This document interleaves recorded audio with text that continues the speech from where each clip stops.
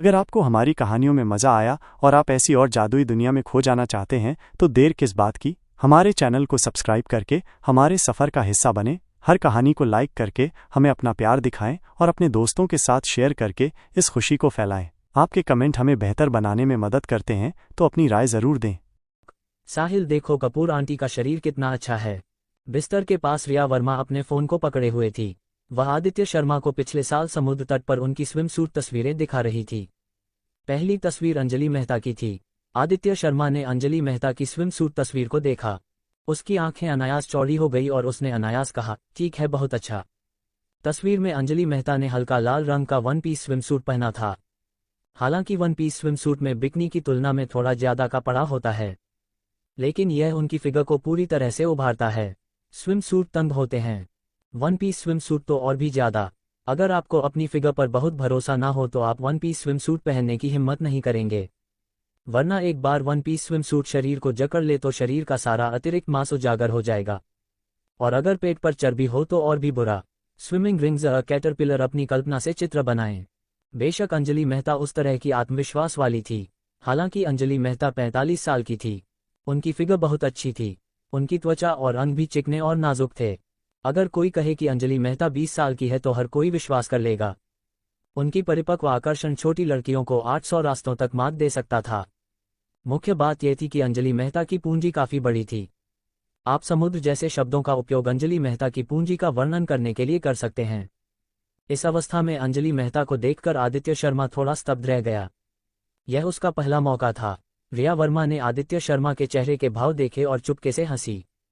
क्या कपूर आंटी बहुत सुंदर हैं, है ना? दरअसल ये लगभग 2 साल पहले की बात है। अगर 3 साल पहले की होती तो कपूर आंटी और भी सुंदर होती। मुझे याद है कुछ साल पहले जब मैं कपूर आंटी के साथ शॉपिंग करने गई थी तो कई पुरुष कपूर आंटी को घूर रहे थे। एक डिलीवरी बॉय था जो इलेक्ट्रिक स्कूटर चला रहा था। उसने जब सिर घुमाकर कपूर आंटी को देखा तो वह पेड़ से टकरा गया। आदित्य शर्मा ने हंसते हुए कहा, अगर मैं होता तो शायद मुझे भी पेड़ से टकराना पड़ता। कपूर आंटी वाकई बहुत आकर्षक हैं। और रिया वर्मा ने भय उठाए और मजाक में कहा, साहिल ठीक नहीं है। उसकी नज़र अपनी कपूर आंटी पर है। हाँ, कपूर आंटी को बता दूंगी। हो आदित्य शर्मा चौंक गया। उसने शरारती मुस्कान के साथ रिया वर्मा को देखा।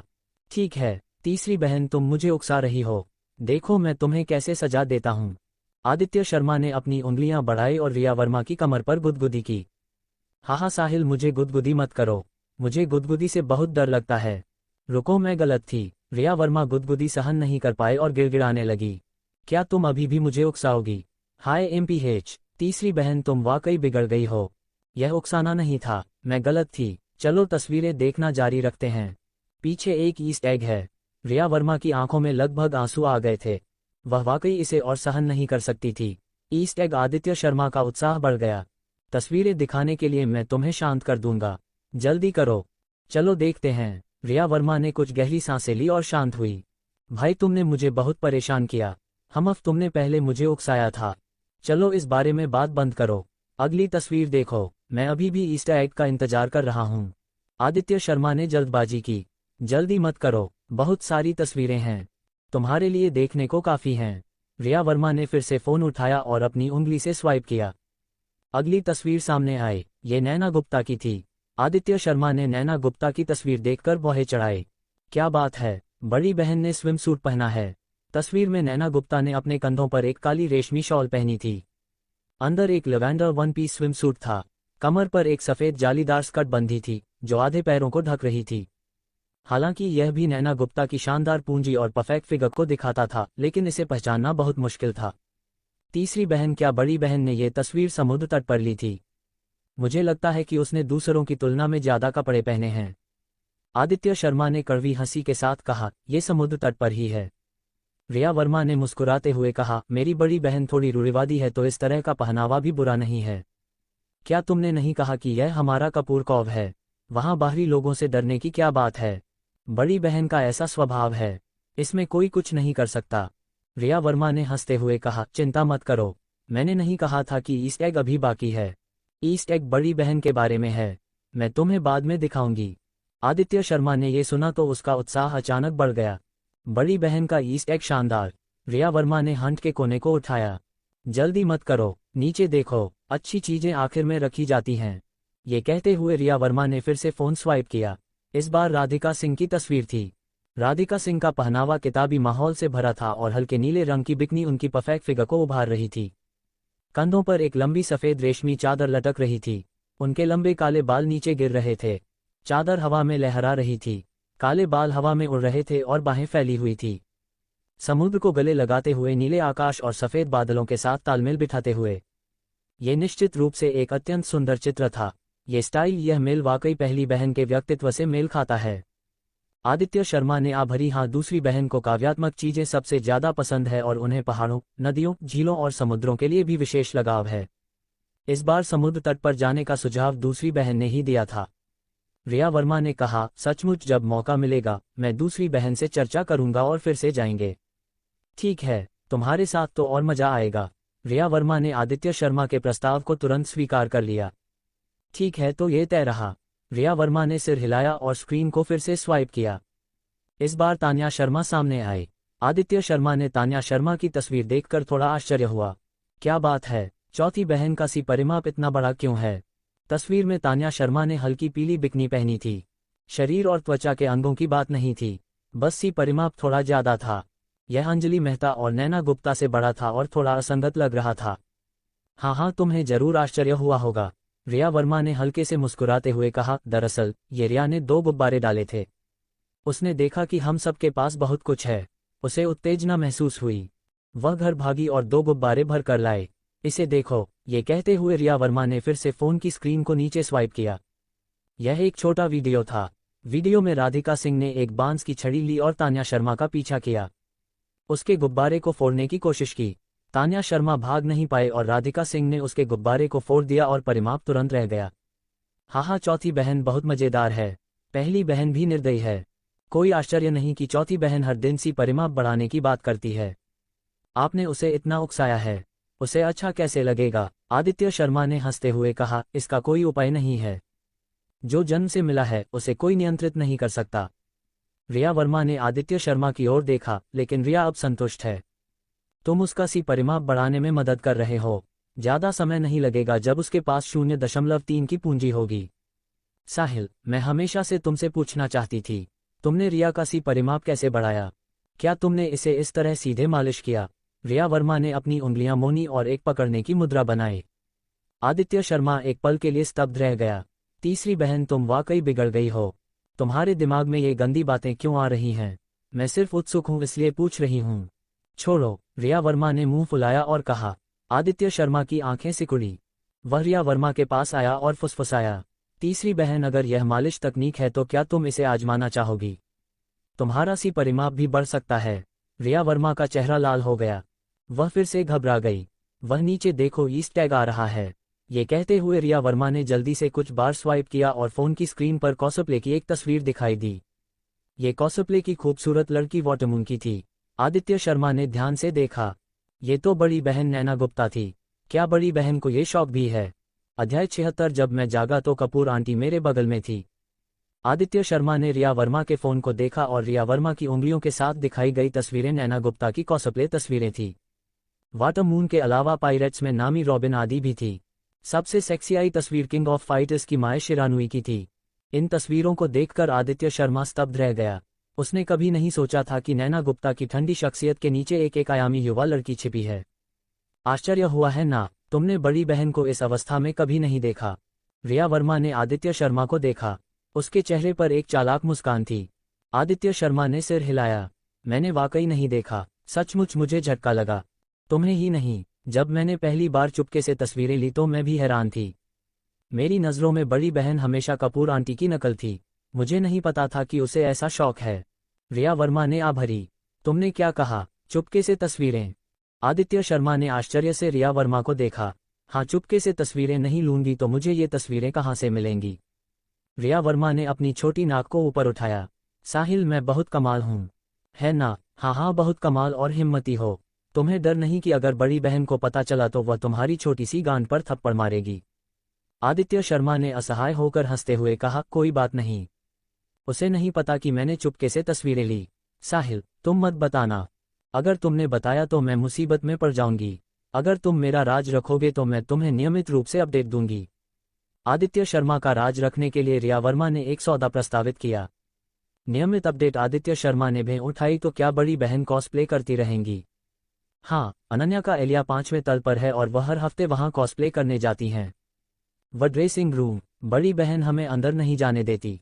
मैं गलती से 5वें तल पर कुछ ढूंढने गई थी, तभी मुझे बड़ी बहन का छोटा सा राज पता चला। रिया वर्मा ने समझाया। तो ऐसा है, ठीक है, मैं तुम्हारा राज रखूंगा, लेकिन मेरी एक शर्त है। आदित्य शर्मा ने मुस्कुराते हुए रिया वर्मा को देखा। क्या शर्त है? अगली बार जब तुम्हें पता चले कि बड़ी बहन ड्रेसिंग रूम में गई है, तुम मुझे जरूर बुलाना और हम दोनों चुपके से तस्वीरें लेंगे। आदित्य शर्मा ने भें उठाई। कैसा है? ठीक है, 2 लोगों के साथ चुपके से तस्वीरें लेना और मजेदार होगा, लेकिन उस समय तुम्हें सावधान रहना होगा। बड़ी बहन को पता नहीं चलना चाहिए। खुशी ऋषि कपूर ने आग्रह किया। हम सावधान रहेंगे, मैं बहुत सावधानी बरतूंगा। अग्रिम रूप से हमें सुखद सहयोग की शुभकामनाएं। आदित्य शर्मा ने अपनी बाह उठाए और रिया वर्मा की ओर हथेली बढ़ाई। रिया वर्मा ने अपनी हथेली उठाकर आदित्य शर्मा की हथेली को छुआ। सहयोग सुखद रहे। हाय। दोनों ने एक दूसरे की ओर देखकर मुस्कुराया। उनकी आंखों में एक चालाक चमक थी। वैसे तीसरी बहन, बड़ी बहन का ये छोटा सा शौक तुम्हारे अलावा और कौन जानता है? आदित्य शर्मा ने पूछा। हाँ, कोई है। कौन? तुम? पफ्ता आदित्य शर्मा ने आंखें मटकाई। मेरा मतलब है मेरे अलावा वो फिर शायद कोई नहीं। रिया वर्मा ने कहा। चूंकि बड़ी बहन इतने गुप्त रूप से छिपा रही है, उन्हें शायद नहीं चाहता कि दूसरों को पता चले। हम आदित्य शर्मा ने सोच में पड़कर सिर हिलाया। रिया वर्मा ने नहीं देखा कि आदित्य शर्मा सोच में था। उसने अपने कंधे को हिलाया और हल्के से थपथपाया। थोड़ा नींद आ रही है। रिया वर्मा ने अपनी आंखें मली और फोन उठाकर समय देखा। है भगवान, सुबह के 3 बजे बज गए। रिया वर्मा ने चिल्लाकर कहा। नहीं, मुझे वापस जाकर आराम करना होगा, कल काम है। अगर मैं नहीं सोई तो मैं उठ नहीं पाऊंगी। आदित्य शर्मा ने नहीं सोचा था कि इतनी देर हो गई थी। वह खड़ा हुआ। तीसरी बहन, जाओ और आराम करो, और जब तुम कल उठो मैं कपूर ट्रैवल सॉल्यूशंस में तुम्हें ढूंढने आऊंगा और टूर ग्रुप के रहने का सवाल हल कर देंगे हम। ठीक है। रिया वर्मा खड़ी हुई और आदित्य शर्मा को देखा। उसकी खूबसूरत आंखों में अभी भी थोड़ा अनिच्छा थी। तो मैं जा रही हूँ। हाँ, आदित्य शर्मा ने सिर हिलाया। वह रिया वर्मा के साथ कमरे के दरवाजे तक गया। मैं सचमुच जा रही हूँ, रिया वर्मा ने फिर से कहा। आदित्य शर्मा ने हंसते हुए कहा। तीसरी बहन, अगर तुम सचमुच नहीं जाना चाहती तो रुक जाओ। बुरे भाई, तुम मुझे फिर से छेड़ रहे हो और मैं तुमसे बात नहीं कर रही। रिया वर्मा का चेहरा लाल हो गया। वह मुनी और भाग गई। रिया वर्मा की पीठ को देखकर आदित्य शर्मा ने अपना सिर खींचा। अगर मैंने दूसरी बहन के साथ समझौता नहीं किया होता तो मैं सचमुच तुम्हें रोक लेता। दरवाजा बंद करके आदित्य शर्मा कमरे में लौटा। वह बिस्तर पर लेट गया, छत को देखते हुए अभी नैना गुप्ता के कॉस्प्ले के बारे में सोच रहा था। अजीब, बड़ी बहन को ये शौक कैसे हो सकता है? क्या इसके पीछे कोई कारण है? लोगों के कुछ छोटे या बड़े शौक बिना कारण के नहीं बनते। इन शौकों में जीवन की किसी गहरी स्मृति का प्रतिबिंब होना चाहिए। उदाहरण के लिए, जिन बच्चों को बचपन से माँ का प्यार नहीं मिला वे बड़े होने पर अपने से बड़ी परिपक्व महिलाओं को पसंद करते हैं। जो बच्चे बहुत ज्यादा संरक्षित होते हैं उनमें आत्मपीड़न की प्रवृत्ति हो सकती है।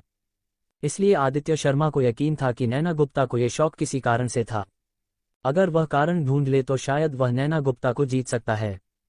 वाटरमून नामी रॉबिन माय शरानुई, इन किरदारों में कोई संबंध है? आदित्य शर्मा को एक आभास था कि अगर वह इन किरदारों के बीच संबंध ढूंढ ले तो वह कारण ढूंढ लेगा। लेकिन उसने लंबे समय तक सोचा, फिर भी इन किरदारों के बीच कोई संबंध नहीं समझ पाया। धीरे धीरे आदित्य शर्मा की पलकें भारी होने लगी। उसे पता ही नहीं चला और वह सो गया। जब आदित्य शर्मा जागा तो दोपहर हो चुकी थी। आदित्य शर्मा ने धुंधली आंखों से आंखें खोली और फोन ढूंढने के लिए हाथ बढ़ाया। पहले समय देखना था और तभी उसे धुंधले में दिखा कि उसके बगल में कोई लेटा हुआ था।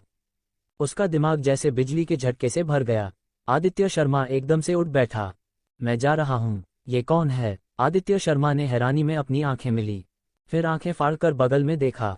हाँ, अंजलि मेहता, कपूर आंटी। वह यहाँ क्यों है? क्या यह मेरा कमरा है? हाँ, क्या हो रहा है? हे भगवान, मैंने कल क्या किया? आदित्य शर्मा के माथे पर ठंडा पसीना छलक आया। उसने जल्दी से कल की बातें याद करने की कोशिश की। उसे स्पष्ट याद था कि कल रिया वर्मा के जाने के बाद वह सोने चला गया था। उस समय कमरे में और कोई नहीं था। कपूर आंटी का बाय, यह मजाक कुछ ज्यादा हो गया। आदित्य शर्मा रोने वाला था। उसे नहीं पता था कि अब क्या करना है। अगर कपूर मैंशन की 4 बहनों ने ये देख लिया तो वे क्या सोचेंगी? कपूर आंटी, क्या वह सो रही हैं? आदित्य शर्मा ने अंजलि मेहता की दिशा में सिर खींचा। देखा कि अंजलि मेहता सो रही थी। वह तुरंत पलटा और जल्दी से बिस्तर से उतर गया। यह मेरी जिंदगी का सवाल है।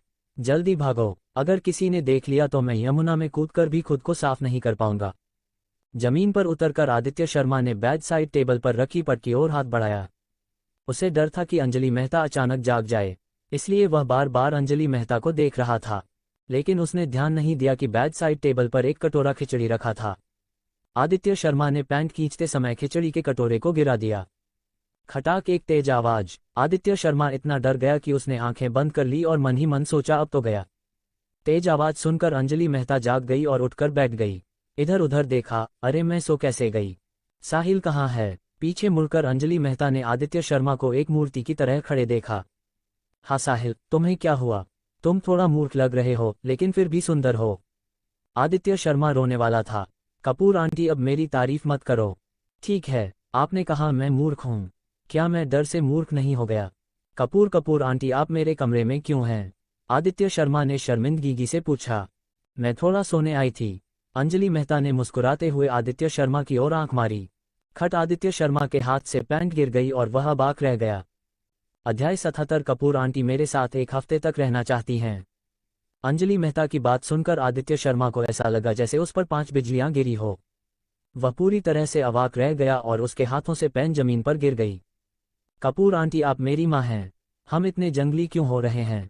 आप अच्छे से सो सकती हैं, लेकिन मेरे कमरे में क्यों आना था? अगर मेरी 4 बहनों ने ये सुना तो मैं प्रशांत महासागर में कूदकर भी खुद को साफ नहीं कर पाऊंगा। कपूर आंटी, हम मजाक नहीं करते। आप मेरे कमरे में सोने का विचार कैसे कर सकती हैं? आदित्य शर्मा ने चेहरा लटकाकर अंजलि मेहता को देखा। वह लगभग रोने वाला था। क्या कपूर आंटी आपके कमरे में थोड़ा आराम करने आए और आप इसे नापसंद कर रहे हैं? आपकी 4 बड़ी बहनें और सोनाली पाठक, क्या वे सभी आपके कमरे में नहीं भागती? ओह, मैं समझ गई। साहिल को लगता है कि मैं बहुत बड़ी हो गई हूं और मुझे पसंद नहीं करता। अंजलि मेहता ने भरी। युवा होना ही अच्छा है। मुझे याद है जब आप छोटे थे तब मैं आपसे मिलने आती थी। आप मुझे जाने नहीं देते थे। मैं आपकी माँ से भी ज्यादा करीब थी। अब नहीं चलेगा, मैं बहुत बूढ़ी हो गई हूँ। बदसूरत, आकर्षक नहीं। ठीक है, मैं जा रही हूँ। नहीं कपूर आंटी, मेरा ऐसा मतलब नहीं था। आदित्य शर्मा ने जल्दी से अंजलि मेहता को रोका। मैं आपको बिल्कुल नापसंद नहीं करता। मैं बस डर गया था। मैं डरा हुआ नहीं था, बस मुझे उम्मीद नहीं थी कि आप अचानक मेरे बगल में दिखेंगी। मैं वाकई आपके बारे में ऐसा नहीं सोचता। आप मेरे जूनियर हाई स्कूल की सबसे सुंदर महिला हैं। मेरी 4 बड़ी बहनों से भी ज्यादा सुंदर। कौन कहे कि आप बूढ़ी हैं, कहे कि आप बदसूरत हैं। मुझे उनके साथ मेहनत करनी पड़ेगी। उनकी पलकों की सर्जरी करवानी पड़ेगी ताकि वे आपको अच्छे से देख सकें। हाँ, अंजलि मेहता ने आदित्य शर्मा की घबराई हुई शक्ल देखी और अपना मुंह ढक लिया। मूर्ख साहिल, कपूर आंटी आपको छेड़ रही थी। आप डर गए। ठीक है, मैं अब आपके साथ मजाक नहीं कर रही। मैंने आपको सुबह से नहीं देखा और लता मोरे ने कहा कि आपने नाश्ता किया ना दोपहर का खाना। आप भूखे जागे होंगे, इसलिए मैंने एक कटोरा खिचड़ी उबाली और आपके लिए लाए। जब मैं आई तो मैंने देखा कि आप बहुत गहरी नींद में सो रहे थे, तो मैंने आपको नहीं जगाया। मैं चाहती थी कि आप जागने पर खाएं, लेकिन मुझे नहीं पता था कि मैं इंतजार करते करते सो गई। हाय, मैं सचमुच बूढ़ी हो रही हूँ। ये सुनकर आदित्य शर्मा को वाकई राहत मिली। तो ये बात थी कपूर आंटी, आपने मुझे सचमुच डरा दिया। मैं कल बहुत देर तक सोया था, इसलिए मैं गहरी नींद में था। कपूर आंटी को परेशान किया। आदित्य शर्मा ने शर्मिंदगी से अपना सिर खींचा। आप मेरे बेटे हैं, छोटी मोटी बात ये परेशानी कैसे हुई? अंजलि मेहता ने अपने होठों के कोने पर मुस्कान उठाए। चेहरा नर्म था। साहिल, क्या आप भूखे हैं? ओह, खिचड़ी गिर गई। मैं आपके लिए एक और कटोरा गर्म कर लाती हूँ। कपूर आंटी, जरूरत नहीं, मैं ज्यादा भूखा नहीं हूँ। मैं पहले यहाँ साफ कर लूँ। ये कहकर आदित्य शर्मा बाथरूम की ओर गया। उसने एक गीला कपड़ा लिया और खिचड़ी को साफ किया। अंजलि मेहता बिस्तर के पास बैठी थी और आदित्य शर्मा को देख रही थी। उन्हें वह और पसंद आ रहा था। अंजलि मेहता को अपनी जिंदगी में कभी बेटा नहीं हुआ और उन्हें हमेशा इसका अफसोस रहा। और अब आदित्य शर्मा ने उनके इस अफसोस को पूरा कर दिया। इस तरह अंजलि मेहता को संतुष्टि महसूस हुई कि उन्होंने आदित्य शर्मा को वह प्यार दिया जो वे अपने बेटे को देती। बेशक ये भी इसलिए था क्योंकि आदित्य शर्मा काफी अच्छा और योग्य था, वरना उसे अंजलि मेहता का इतना स्नेह नहीं मिलता। हो गया कपूर आंटी, रुकिए, मैं पहले कपड़े पहन लूं। आदित्य शर्मा शर्मिंदा था और उसने अलमारी से एक जोड़ी पट निकाली। उसने वह पट पहनी जो पहले थी, वह खिचड़ी से गंदी हो गई थी। आदित्य शर्मा ने जो जीन्स पहनी थी वह कई साल पुरानी रॉ जीन्स थी। रंग थोड़ा फीका था। ये देखकर अंजलि मेहता ने हल्के से वह चढ़ाए और कहा, साहिल तुम्हारी पैंट इतनी पुरानी क्यों है, ये तुम पर जंचती नहीं क्या? कपूर आंटी ने तुम्हें जेब खर्च नहीं दिया हो? मैं खरीदना नहीं चाहता, ये पट अभी भी पहनी जा सकती है और मुझे लगता है कि यह बहुत अच्छी है, पैसे बर्बाद करने की जरूरत नहीं। आदित्य शर्मा ने मुस्कुराते हुए कहा। आदित्य शर्मा ने जो कहा वह सच था, उसे ब्रांड की परवाह नहीं थी, बस उसे पहनने में आराम चाहिए था। ये कैसे चलेगा? अंजलि मेहता आदित्य शर्मा के पास गई और उनकी कॉलर को ठीक करने के लिए हाथ बढ़ाया। मेरा बेटा इतना सुंदर है कि उसे सबसे उच्च श्रेणी के कपड़े चाहिए जो उसकी शोभा बढ़ाएं। सिर्फ कपड़े ही नहीं, अंगूठियां, घड़ियां जैसे सामान भी जरूरी हैं और सबसे अच्छे और सबसे महंगे होने चाहिए। तुम्हारे पास आज कुछ करने को नहीं है, इसे छोड़ दो। कपूर आंटी तुम्हें कपड़े खरीदने ले जाएंगी। आदित्य शर्मा ने अपना सिर खींचा। कपूर आंटी, क्या ये जरूरी है? बिल्कुल जरूरी है, अंजलि मेहता ने नरमी से कहा। साहिल, मैं तुम पर दबाव नहीं डाल रही। कपूर मैंशन मुंबई के शीर्ष पर है। अगर तुम अच्छे से कपड़े नहीं पहनोगे तो लोग गपशप करेंगे। तुम्हें भी पता है कि लोगों की बातें डरावनी होती हैं। कपूर आंटी को डर है कि वे तुम्हारे आत्मसम्मान को ठेस पहुंचाएं। मैंने तो अभी तक किसी को गपशप करते नहीं सुना। यह इसलिए क्योंकि उन्हें अभी तुम्हारी पहचान नहीं पता। अगर उन्हें पता चला तो वे करेंगे, इसलिए तुम्हें पहले से ही उनकी बातों को रोकना होगा। बेशक अगर कोई मेरे सामने बकवास करेगा तो मैं उनके मुंह को चीर दूंगी, लेकिन अगर वे बोल चुके तो तुम्हें चोट पहुंच चुकी होगी। कपूर आंटी ऐसा नहीं चाहती, बस कपूर आंटी की बात मान लो। क्या कपूर आंटी तुम्हें नुकसान पहुंचाएंगी? अंजलि मेहता ने गंभीरता से कहा। आदित्य शर्मा ने देखा कि अंजलि मेहता इस हद तक बात कर रही थी, वह और मना नहीं कर सकता था। ठीक है, फिर मैं कपूर आंटी को परेशान करूंगा। मूर्ख बच्चे, क्या तुम कपूर आंटी से इतनी औपचारिकता कर सकते हो? अंजलि मेहता ने हल्के से मुस्कुराया। तो मेरे लिए रुको, मैं कपड़े बदल कर आती हूँ। ये कहकर अंजलि मेहता मुनी और जाने वाली थी, लेकिन वह कुछ कदम ही चली थी कि अचानक उन्हें दुनिया घूमती हुई महसूस हुई और उनका सिर चकराने लगा। उनके पैर नर्म पड़ गए और वह जमीन पर गिरने वाली थी। आदित्य शर्मा की आंखें तेज थीं और हाथ तेज। वह तेजी से दौड़ा और अंजलि मेहता को सहारा दिया। कपूर आंटी, आपको क्या हुआ? जल्दी बैठिए। अंजलि मेहता को बिस्तर के पास बैठाने में मदद करते हुए आदित्य शर्मा ने फोन उठाया। कपूर आंटी, 1 मिनट रुकिए, मैं एम्बुलेंस बुलाता हूँ। जरूरत नहीं। अंजलि मेहता ने हाथ उठाकर आदित्य शर्मा को रोका। उनका चेहरा पीला था और वह हल्के से हंसी। साहिल, डरो मत, यह मेरा पुराना रोग है, मैं थोड़ा आराम कर लूंगी तो ठीक हो जाऊंगी। लेकिन आप ठीक नहीं लग रही हैं, चलिए अस्पताल चलते हैं।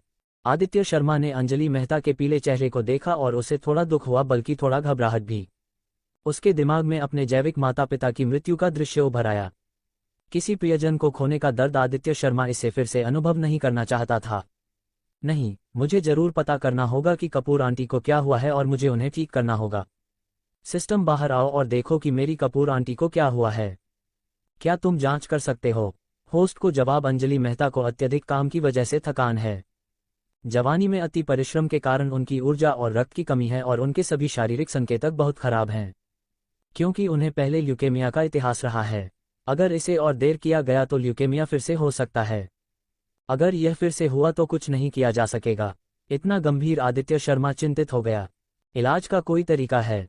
वैसे क्या तुम कपूर आंटी को इनाम नहीं दे सकते? कपूर आंटी मेरे कमरे में इतनी देर से हैं, इनाम क्या है? होस्ट को जवाब। अंजलि मेहता को सिस्टम में 1 घंटे के लिए साइन इन करने की मदद करने के लिए 4 इनाम मिल सकते हैं। क्योंकि होस्ट से कोई निर्देश नहीं था, इनाम अस्थायी रूप से सिस्टम में संग्रहित हैं। क्या होस्ट इनाम जारी करना चाहता है? तो फिर किसका इंतजार कर रहे हो? दे दो। डिंग। अंजलि मेहता को छिपी बीमारी के इलाज के लिए इनाम 0.5 डिंग। अंजलि मेहता को छिपी बीमारी के इलाज के लिए इनाम 0.5 डिंग। अंजलि मेहता को छिपी बीमारी के इलाज के लिए इनाम 1 डिंग। अंजलि मेहता को छिपी बीमारी के इलाज के लिए इनाम 1। केवल 3 अंक बड़े, इतना कम? आदित्य शर्मा ने भय तान दी। सिस्टम, मेरी कपूर आंटी की छिपी बीमारी को पूरी तरह ठीक करने के लिए कितने अंक चाहिए? होस्ट को जवाब। 500 अंक चाहिए। क्या 500 अंक कब तक होगा? को जवाब। होस्ट के कमरे में जितना लंबा साइन इन समय होगा उतना बड़ा इनाम होगा। पूरे 224 घंटों के हिसाब से इसे 1 दिन में पूरी तरह ठीक किया जा सकता है। अध्याय 78। शर्मनाक और स्पष्ट। एक उपचार कमरे में अंजलि मेहता ने कुछ दवाएं ली और आदित्य शर्मा के बिस्तर पर आराम करने के लिए लेट गई। उन्होंने साहिल की ओर देखा और माफी मांगते हुए कहा, मैं तुम्हारे साथ कपड़े खरीदने आई थी, मुझे नहीं पता था कि ऐसा कुछ हो जाएगा। हाय, मैं सचमुच बूढ़ी हो गई हूँ, अब कोई काम की नहीं रही साहिल। इसका मतलब है कि जब मैं ठीक हो जाऊंगी तब मैं तुम्हारे साथ जाऊंगी। साहिल ने तुरंत कहा, कपूर आंटी, कपड़े खरीदना महत्वपूर्ण नहीं है, हम जब चाहे जा सकते हैं। सबसे जरूरी है आपका स्वास्थ्य। अच्छे से आराम करें, आप ठीक हो जाएंगी। हाँ। अंजलि मेहता ने हल्के से मुस्कुराते हुए सिर हिलाया। मैं अपने शरीर को जानती हूँ, हर दिन पहले से बदतर होता जा रहा है। शायद एक दिन मैं बेहोश हो जाऊं और फिर कभी ना जागूं। कपूर आंटी ऐसी बातें ना करें, ये बस एक छोटी सी समस्या है। आप कैसे नहीं जागेंगी, आप निश्चिंत रहें, सब ठीक हो जाएगा, साहिल ने सांत्वना दी। हाँ, आयशा ने इसे पहले ही देख लिया है। अंजलि मेहता ने हल्के से हंसते हुए कहा, वास्तव में मैंने इसे 20 साल पहले ही देख लिया था। उस समय मेरे मन में अभी भी कुछ अफसोस थे, मुझे डर था कि मैं अपनी 4 बेटियों को बड़ा होते नहीं देख पाऊंगी। लेकिन अब मैं ऐसा कर सकती हूँ, वे सभी बड़ी हो गई हैं, मैं अब निश्चिंत हो सकती हूँ। बात करने के लिए मुझे तुम्हें धन्यवाद देना होगा। अंजलि मेहता ने साहिल का हाथ पकड़ा। अगर उस समय तुम और तुम्हारे माता पिता से मेरी मुलाकात ना हुई होती तो मैं बहुत पहले मर चुकी होती। धन्यवाद साहिल, ये तुम ही थे जिन्होंने मुझे यमराज से कई सालों की जिंदगी वापस दिलाई। 20 साल से ज्यादा क्या, मैं 50 साल 100 साल छीनना चाहता हूँ। साहिल ने दांत पीसते हुए कहा, कपूर आंटी, मेरे पास एक तरीका है जो काम कर सकता है। बात आधे में ही रुक गई। साहिल आगे नहीं बोल पाया, वह वाकई कुछ कह नहीं पाया। उसने सोचा कि उसके पास एक तरीका है, लेकिन वह वाकई कुछ कह नहीं पाया।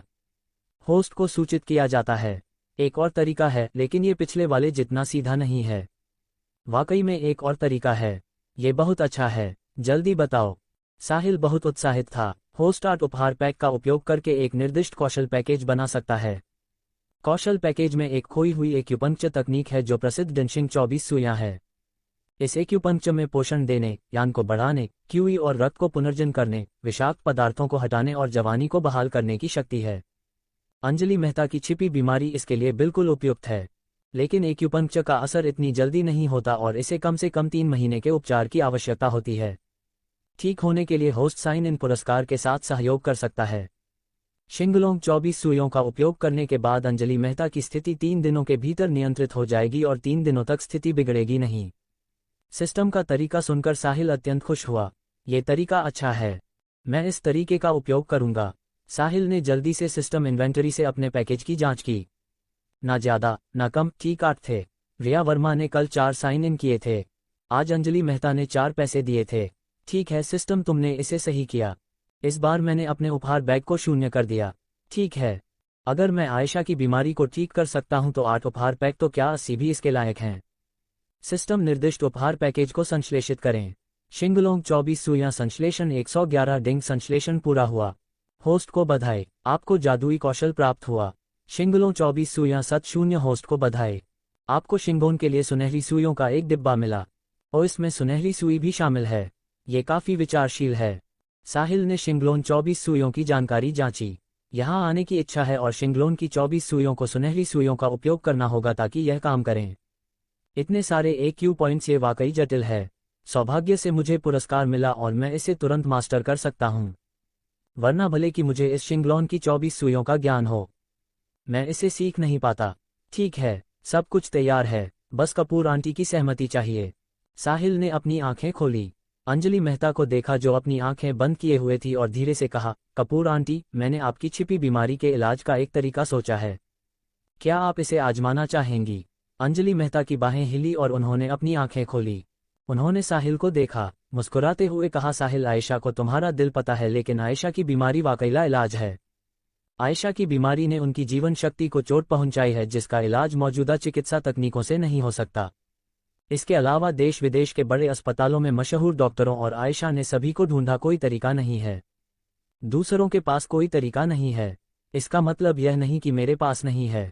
साहिल ने मुस्कुराते हुए कहा, हालांकि मैं कोई जीनियस डॉक्टर नहीं हूं, लेकिन मुझे बचपन में एक पुराने चीनी डॉक्टर से मिलने का सौभाग्य प्राप्त हुआ था। ये पुराना चीनी डॉक्टर एक्यूपच और मोक्सिप्शन के 3 संतों में से एक था। मिंग राजवंश के यानगजो का वंशज, थोरियम मोक्सप्शन में अत्यंत निपुण। उन्होंने मुझे अपने बेटे की तरह माना, इसलिए उन्होंने मुझे अपने पूर्वजों की एकपन की जादुई कला सिखाई। 24 सुइयां देखिए, पुराने चीनी डॉक्टर ने मुझे परिवार से चली आ रही शिंगलोन की सुनहरी सुइयां भी दी।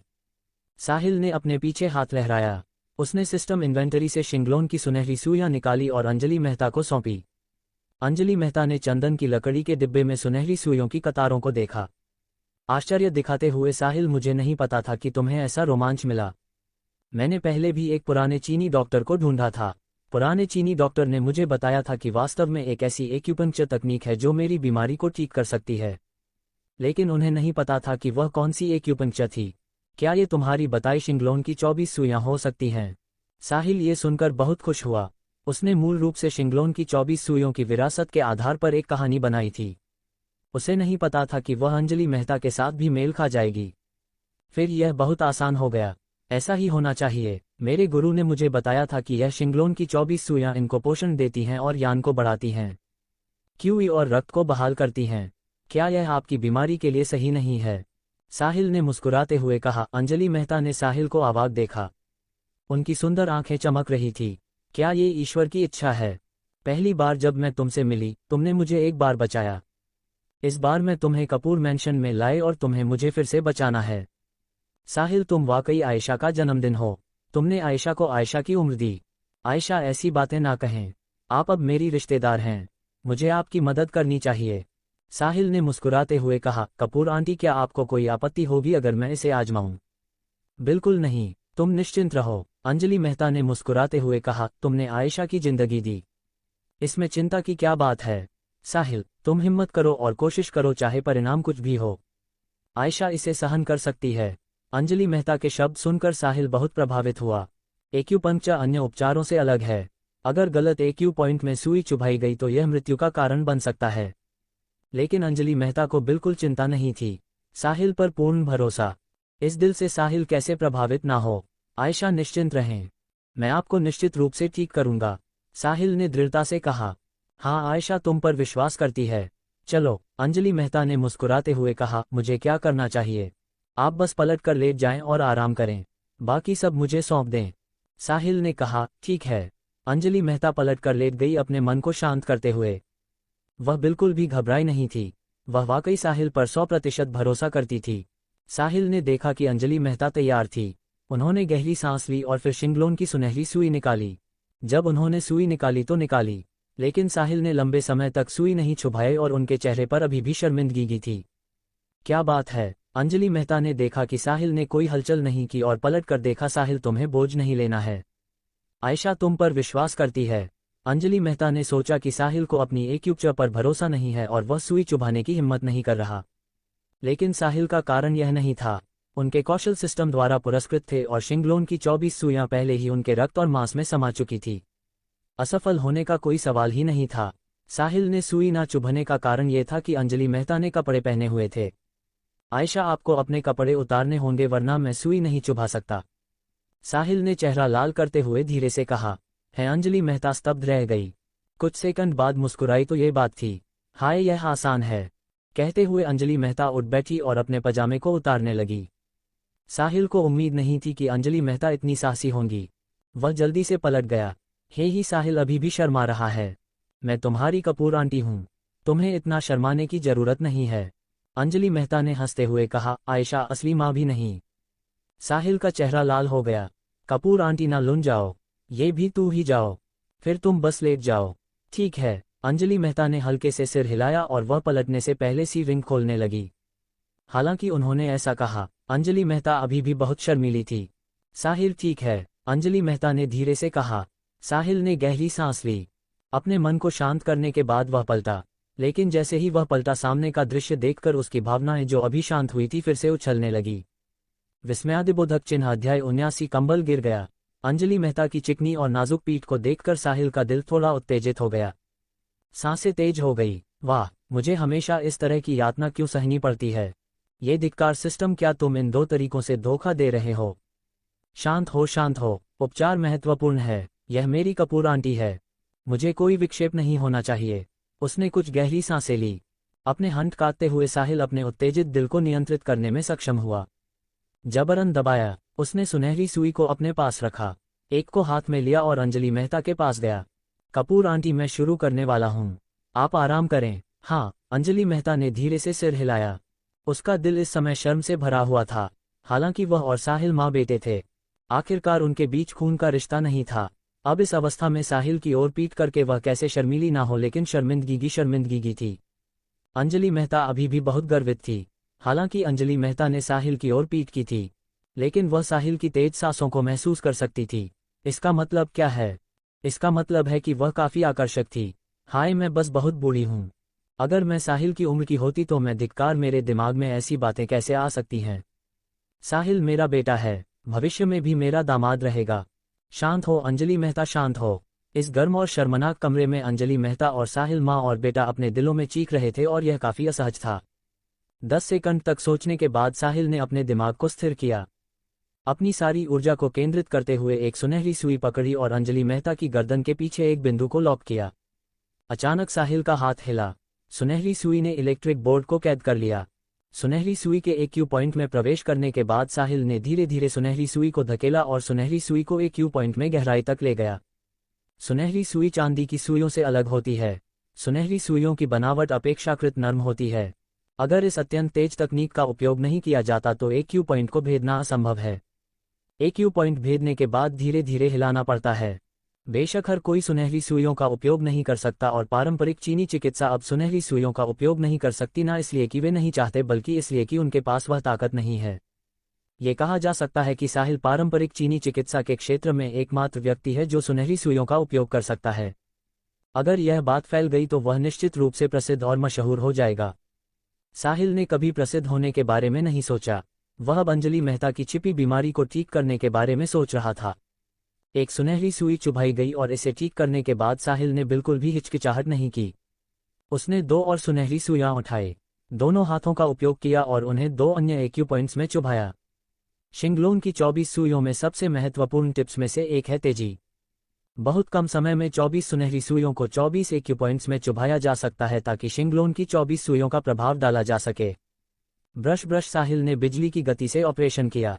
सभी 24 सुनहरी सुइयां अंजलि मेहता की पीठ के पीछे एक्यू पॉइंट्स में चुभाई गई। पूरी प्रक्रिया में केवल 1 मिनट से थोड़ा अधिक समय लगा। अंजलि मेहता को कुछ भी महसूस नहीं हुआ और साहिल की सुई खत्म हो गई।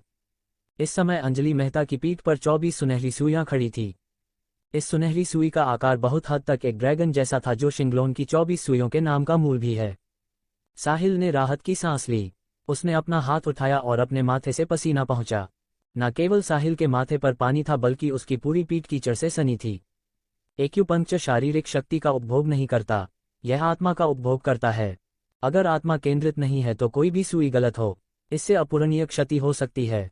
इसलिए इस 1 मिनट की एक्यूपंक्चर इसने साहिल की आत्मा को 1 दिन से ज्यादा खर्च किया। आयशा सुई लगाने के बाद हिले नहीं।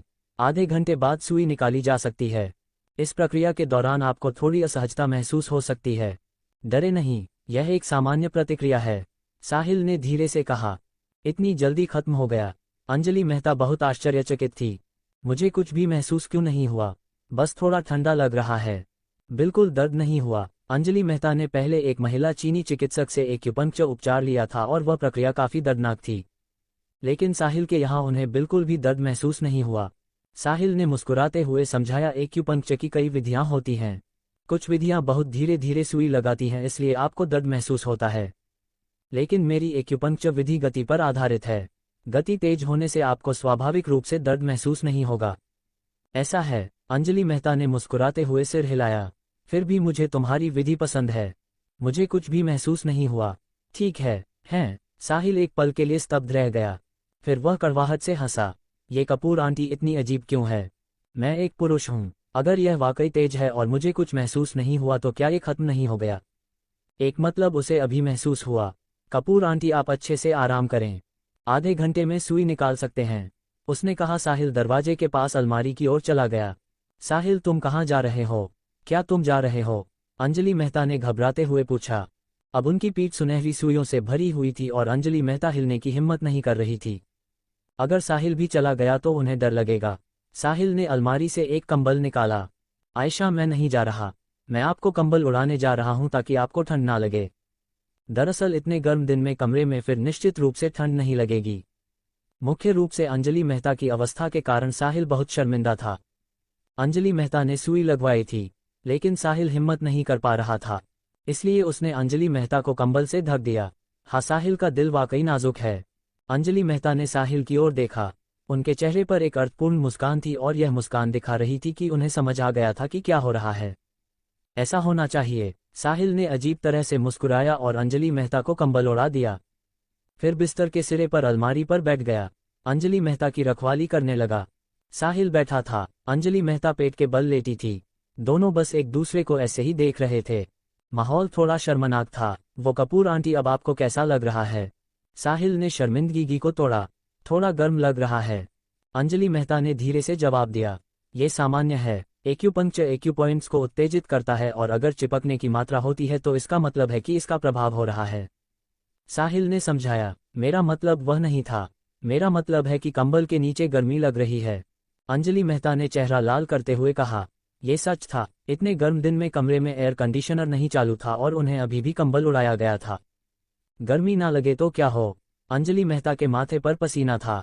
लेकिन जब ये शब्द साहिल के कानों में गए तो ये थोड़ा अजीब था। बस थोड़ा सब्र करें। सुई लगी होने पर एयर कंडीशनर नहीं चालू किया जा सकता। साहिल ने सिर कुचलाते हुए कहा। लेकिन मुझे वाकई गर्मी और असहज लग रहा है। साहिल मेरे साथ बात करो। ध्यान भटकाने के लिए। ठीक है। आप क्या बात करना चाहती हैं?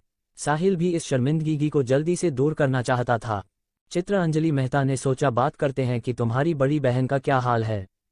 बड़ी बहन? साहिल एक पल के लिए स्तब्ध रह गया और जल्दी से उसे कल की घटना याद आई। कपूर आंटी बात यह है, मेरी पत्नी और मेरे बीच कुछ भी नहीं है। बस आवेग में अंजलि मेहता ने जवाब दिया। हाँ, साहिल ने ताली बजाई। ये बस एक आवेग था। समझने की जय हो। हाँ क्या हुर, तुम्हारी बड़ी बहन ने भी कल यही कहा था। अंजलि मेहता ने हल्के से मुस्कुराया लेकिन अंत में उसने इसे बदल दिया। बदल दिया? क्या बदल दिया? साहिल हैरान था। तुम्हारी बड़ी बहन ने कहा एक मुझे तुमसे प्यार है। साहिल हैरान रह गया। आयशा आप मजाक कर रही हैं। क्या मेरी पत्नी इतने सीधे शब्द कह सकती है? क्यों? अंजलि मेहता ने इसे उठाया और अभी भी रो नहीं सकी। न केवल उन्होंने कहा बल्कि कहा रोई। क्यों रोई? उसने साहिल को घरा। उसने आखिरकार कहा साहिल। उसने इसे लंबे समय तक देखा। हंग ने कुछ और नहीं मांगा। बस साहिल सूखा। जब तुम उसकी उदासी की नकल मत करो। साहिल और साहिल के लिए यह आसान नहीं है। मैं उसे धीरे से थप्पड़ नहीं मारूंगा। कपूर आंटी चिंता ना करें। हाँ, फिर बस वह अचानक आधे रास्ते में बदल गया। अंजलि मेहता ने इशारा किया और इशारा किया। कपूर आंटी, साहिल के पास जाओ और जल्दी से उसके पास गया। क्या हुआ? साहिल का हाथ पकड़ लिया। कड़ी मेहनत से ऊपर की ओर झुका हुआ शरीर बिस्तर तक पहुंचकर एक मुंह काला खून उगल दिया। अंजलि मेहता ने काला खून उगला। पृथ्वी का काला खून, लेकिन कंबल के कारण। कृपया डाउनलोड करें और उड़े। अध्याय 80। कपूर आंटी, आपको शॉपिंग के लिए कपड़े बदलने होंगे। साहिल और अंजलि मेहता नैना गुप्ता के बारे में बात कर रहे थे और अचानक अंजलि मेहता ने कमान उठाई। साहिल का हाथ पकड़कर वह बिस्तर की ओर गई और काला खून उगल दिया। अंजलि मेहता को काला खून उगलते देख साहिल चिंतित नहीं था। शिंगलोन की 24 सुइयों की जानकारी में स्पष्ट रूप से बताया गया है। जिन्हें सुई लगाई जाती है उनमें विसरण के लक्षण होंगे। ये काला खून का मुंह साबित करता है कि अंजलि मेहता ने विसरण किया है। यह एक अच्छी बात है। लेकिन साहिल अभी भी इस दृश्य से हैरान था। ये किसी और चीज के लिए नहीं था, क्योंकि अंजलि मेहता के शरीर पर कंबल गिर गया था। वास्तव में अगर अंजलि मेहता पेट के बल लेटी होती और कंबल गिर जाता तो कोई बात नहीं होती। लेकिन अब अंजलि मेहता अपने शरीर को कमान बना रही थी और साहिल अंजलि मेहता को सहारा देना चाहता था। वह कमर झुका रहा था। साहिल झुका हुआ था और अंजलि मेहता ने अपने शरीर को कमान बनाया। परिणाम स्पष्ट था। साहिल इतना शर्मिंदा था कि वह लगभग रो पड़ा। मेरी जिंदगी आखिर में बच नहीं पाए। यह एक लाभ है या सजा? कल रात साहिल और रिया वर्मा ने अंजलि मेहता का स्विम सूट देखा। साहिल अभी भी आंखें भर रहा था। अच्छा 11/980। उम्मीद नहीं थी कि आज सच्चाई देखने को मिलेगी। इसलिए साहिल के दिमाग में लाभ या सजा का सवाल आया। अब और नहीं देख सकता। अगर मेरी आयशा को पता चला कि भले ही मैं पूरे शरीर से बात करूं, मैं स्पष्ट नहीं बोल सकता। आयशा आप ठीक हैं? साहिल ने सिर उठाया और अपनी नज़र को बचाने की पूरी कोशिश की। अंजलि मेहता को पहले तो बहुत असहज लगा जब ये खून शुरू हुआ, लेकिन खून के बाद उन्हें अत्यंत आराम महसूस हुआ। मैं ठीक हूँ, मुझे अच्छा लग रहा है। पहले मुझे सीने में घुटन महसूस होती थी, लेकिन अब ये बहुत चिकना है। ये कमाल है, अंजलि मेहता ने आश्चर्य में कहा। यह एक्यूपंक्चर का प्रभाव है। आपको पहले सीने में घुटन महसूस हुई थी। यह इसलिए था क्योंकि रक्त का थक्का हृदयवाहिका तंत्र को अवरुद्ध कर रहा था। अब थक्का निकल गया। स्वाभाविक रूप से आपको चिकनाई महसूस होगी। साहिल ने समझाया। ऐसा है? अंजलि मेहता ने उत्साह से कहा। तो क्या मेरी बीमारी ठीक हो जाएगी? हाँ, साहिल ने सिर हिलाया। यह एक अच्छा लक्षण है।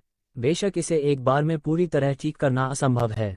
इसे एक्यूपंक्चर उपचार में 3 महीने लगेंगे। हर 3 दिन में मुझे आपको एक इंजेक्शन देना होगा। इसलिए आपको मानसिक रूप से तैयार रहना होगा। तैयार करने के लिए कुछ भी नहीं है। अंजलि मेहता ने उत्साह से कहा। मैं ठीक होने के लिए बहुत खुश हूँ। 3 दिन में एक बार की बात तो छोड़ो, दिन में 3 बार भी मैं स्वीकार कर सकती हूँ। साहिल, तुम्हारा बहुत बहुत धन्यवाद। तुमने आयशा को एक और जिंदगी दी और आयशा वाकई नहीं जानती कि तुम्हारा बदला कैसे चुकाए। साहिल ने हल्के से मुस्कुराया। कपूर आंटी, ऐसी बातें ना कहें, क्या आप मुझे वापस ले सकती हैं? घर, मुझे फिर से घर की गर्मी महसूस कराने के लिए यह मेरे लिए सबसे अच्छा इनाम है। साहिल के शब्द सुनकर अंजलि मेहता बहुत प्रभावित हुई। उन्होंने अपना हाथ उठाया। साहिल के सुंदर चेहरे को छूते हुए उन्होंने राहत के साथ कहा, मैंने पिछले जन्म में बहुत पुण्य कमाए होंगे जो मुझे इस जन्म में तुम जैसा बेटा मिला। साहिल, तुम्हारा दिल इतना दयालु है और तुम इतने अच्छे हो। बड़े भाई और भाभी की आत्माएं स्वर्ग में तुम्हें देखकर बहुत खुश होंगी। साहिल का चेहरा लाल हो गया और उसने सिर फेर लिया। वह अंजलि मेहता की तारीफ से शर्माया नहीं था। यह अंजलि मेहता का हाथ उठाने का इशारा था बहुत बड़ा। आयशा, मेरी तारीफ ना करें, मैं इसे सहन नहीं कर सकता। जल्दी करें, आपके पीछे अभी भी सुनहरी सुई है। अगर यह बाधित हुआ तो प्रभाव अच्छा नहीं होगा। साहिल ने शर्मिंदगी से कहा। अंजलि मेहता ने साहिल की शर्मिंदगी को नोटिस किया। उन्होंने नीचे देखा, तब उन्हें अपनी अवस्था का एहसास हुआ और जल्दी से लेट गई। हाय, मैंने क्या किया? मैं इसे कैसे भूल गई? क्या साहिल ने सब कुछ देख लिया? हे भगवान, कितनी शर्मिंदगी! क्या वह सोचेगा कि मैंने इसे जानबूझकर किया? अंजलि मेहता शर्मिंदगी से बच नहीं सकी। उन्होंने अपने सिर को अपने हाथों में पकड़ा और उसे उठाने की हिम्मत नहीं की। साहिल ने पीछे देखा और अंजलि मेहता की शर्मीली अवस्था देखी। उनके चेहरे पर एक कड़वी मुस्कान थी। ठीक है, इस तरह से अच्छा है। प्रांत ने मुझे यातना दी। माहौल एक बार में अजीब हो गया। साहिल चुपचाप बैठा और अंजलि मेहता पेट के बल लेटी थी। दोनों ने बात नहीं की। जैसे जैसे समय बीतता गया, साहिल ने समय देखा, आधा घंटा हो गया था। आखिरकार समय आ गया। यह आधा घंटा वाकई यातनापूर्ण था। साहिल ने मुस्कुराते हुए सिर हिलाया, फिर खड़ा हुआ। कपूर आंटी, समय हो गया है, मैं आपको सुई निकालता हूँ। हाँ, अंजलि मेहता ने सिर्फ धीरे से जवाब दिया और कुछ नहीं कहा। साहिल ने और कुछ नहीं कहा। वह अंजलि मेहता के पास गया, कंबल उठाया और धीरे धीरे सुई निकालना शुरू किया। सुई निकालना सुई लगाने जितना तेज नहीं हो सकता। सुनहरी सुई बहुत गहरी तक जाती है। अगर बहुत तेजी से किया गया तो यह एक्यू पॉइंट्स को नुकसान पहुंचा सकता है। साहिल ने 2 उंगलियां बढ़ाई, सुनहरी सुई के ती को पकड़ा और धीरे धीरे सुनहरी सुई को बाहर धकेला। कुछ सेकंड बाद पहली सुनहरी सुई पूरी तरह से बाहर निकल गई। सुनहरी सुई को ऊपर उठाकर और सूरज की ओर देखकर साहिल ने ध्यान से देखा। सुनहरी सुई पर काले खून की एक बूंद लटकी थी। काले खून का रंग अंजलि मेहता के उबले हुए खून से गहरा था। हाँ, साहिल ने सिर हिलाया। प्रभाव बहुत अच्छा था। सुनहरी सुई पर लटका ये काला खून सुनहरी सुई का उपयोग करने की आवश्यकता को दर्शाता है। अगर यह चांदी की सुई होती तो ये काला खून नहीं लटकता। चांदी की सुई का घनत्व कम होता है और सामग्री कठोर होती है। ये रक्त को अवशोषित नहीं कर सकती। सुनहरी सुइयों का घनत्व अधिक होता है और सामग्री नर्म होती है। अगर सुनहरी सुई को दर्जनों बार बढ़ाया जाए तो आप पाएंगे कि सुनहरी सुई पर अनगिनत छोटे छोटे छेद हैं। ये छोटे छेद हैं जो काले खून को अवशोषित करते हैं और इसे शरीर से बाहर लाते हैं। एक्यू पॉइंट्स में विषाक्त पदार्थों को खत्म करना ये सुनहरी सुइयों का चांदी की सुइयों की तुलना में सबसे बड़ा लाभ है। लगभग 10 मिनट बाद साहिल ने सभी सुनहरी सुइयां निकाल ली। उसने सुनहरी सुइयों को तुरंत चंदन की लकड़ी के डिब्बे में नहीं डाला बल्कि कपड़े में लपेट दिया। थोड़ी देर बाद साहिल सुनहरी सुई को कीटाणुरहित करेगा। कीटाणु रहित करने के बाद इसका फिर से उपयोग किया जा सकता है। आयशा, अब ठीक है, साहिल ने धीरे से पुकारा। तब अंजलि मेहता ने अपना सिर उठाया लेकिन निश्चित रूप से वह पलटी नहीं। क्या ये खत्म हो गया? हाँ, सुनहरी सुइयां निकाल ली गई हैं। देखिए, साहिल ने कपड़े में लिपटी सुनहरी सुई अंजलि मेहता को सौंपी। अंजलि मेहता सुनहरी सुई पर काले खून को देखकर आश्चर्यचकित हुई। क्या ये सब मेरे शरीर से निकला है? हाँ, साहिल ने मुस्कुराते हुए कहा। कपूर आंटी, इस बार का प्रभाव बहुत अच्छा है। 3 दिनों के भीतर आपकी स्थिति बहुत अच्छी रहेगी। मैं चौथे दिन आपको फिर से इंजेक्शन दूंगा। 3 महीने के उपचार के बाद जब सुनहरी सुई से निकला खून चटक लाल होगा, आपकी बीमारी ठीक हो जाएगी। सच में अंजलि मेहता के चेहरे पर उत्साह दिखा। मुझे अब इतना तरोताजा महसूस हो रहा है और मुझे पहले कभी ना हुई हल्कापन की अनुभूति हो रही है और मेरे पास अधिक ऊर्जा है। मैं गतिविधियां करने से खुद को रोक नहीं पा रही हूं। साहिल ने मुस्कुराते हुए कहा, तो गतिविधियां करें। उचित गतिविधि रिकवरी के लिए अच्छी है बशर्ते आप इसे ज्यादा ना करें। बिल्कुल सही, अंजलि मेहता ने खुशी से कहा। चलो शॉपिंग करने चलें। मैं तुम्हारे लिए कपड़े खरीदूंगी। 4.7 हैं। साहिल चौंक गया। क्या आप अभी जा रही हैं? हाँ, अभी चलें, अंजलि मेहता ने उत्साह से कहा। मैं इंतजार नहीं कर सकती। साहिल तुम्हें नहीं पता, मैं कुछ समय से घर पर थी। तुम्हें लेने का समय आ गया है। थोड़ी देर बाहर जाने के बाद मुझे बोरियत हो रही है, तो तुम अपनी कपूर आंटी के साथ चलो। ठीक है, अंजलि मेहता ने ऐसा कहा। साहिल अभी भी मना कर सकता था। ठीक है, मैं आपके साथ चलूंगा। हाँ हाँ, मुझे पता था कि साहिल सबसे अच्छा है। तो चलो अब। अंजलि मेहता उत्साह से खड़ी हुई और साहिल को खींचकर बाहर जाने लगी। जब साहिल नहीं हिला क्या हुआ? अंजलि मेहता ने सिर घुमाकर पूछा। बाहर जाने के लिए आपको भी कपड़े बदलने होंगे। है अंजलि मेहता का शरीर एक सेकंड के लिए जम गया, फिर वह बिस्तर पर वापस गिर पड़ी और अपना सिर छिपा लिया। यही मुझे अब पता चला, तान्या शर्मा की बड़ी नसें कहाँ से आई। विस्मयादिबोधक चिन्ह अध्याय 81। कपूर आंटी आज तुम्हें अपनी दौलत दिखाएंगी। साहिल, आयशा, ये बात तुम्हारी 4 बहनों को नहीं पता चलनी चाहिए, ना ही बाहरी लोगों को पता चलना चाहिए, वरना कपूर आंटी को शर्मिंदगी होगी। मैं वाकई बूढ़ी हो गई हूँ। मैंने कपड़े पहनने के बारे में क्यों नहीं सोचा? वाह, कितनी शर्मिंदगी का इनकार में अंजलि मेहता ने अपने लाल चेहरे को ढक लिया, अत्यंत शर्मिंदा। जैसे ही वह अभी के दृश्य के बारे में सोचती थी, वह इस दरार में रेंग जाना चाहती थी। कायन चला रहे साहिल ने असहाय होकर मुस्कुराया। आयशा, आपने घर से निकलने के बाद से इन शब्दों को लगभग 300 बार दोहराया है। चिंता ना करें, मैं एक शब्द भी नहीं बताऊंगा। अगर आपको मुझ पर भरोसा नहीं है तो एक टेप का टुकड़ा ढूंढकर मेरा मुंह सील कर दें। दरअसल भले ही अंजलि मेहता ने साहिल को इस तरह निर्देश ना दिया होता, साहिल ये बात नहीं बताता। इसे कैसे कहूं? मैंने कहा कि अगर बाहरी लोगों को मेरी कपूर आंटी के बारे में पता चला तो थूके सितारे उसे डुबो देंगे। 4 बड़ी बहनों को और भी पता था। समझदार बड़ी और दूसरी बहनें शायद साहिल की व्याख्या सुन लें।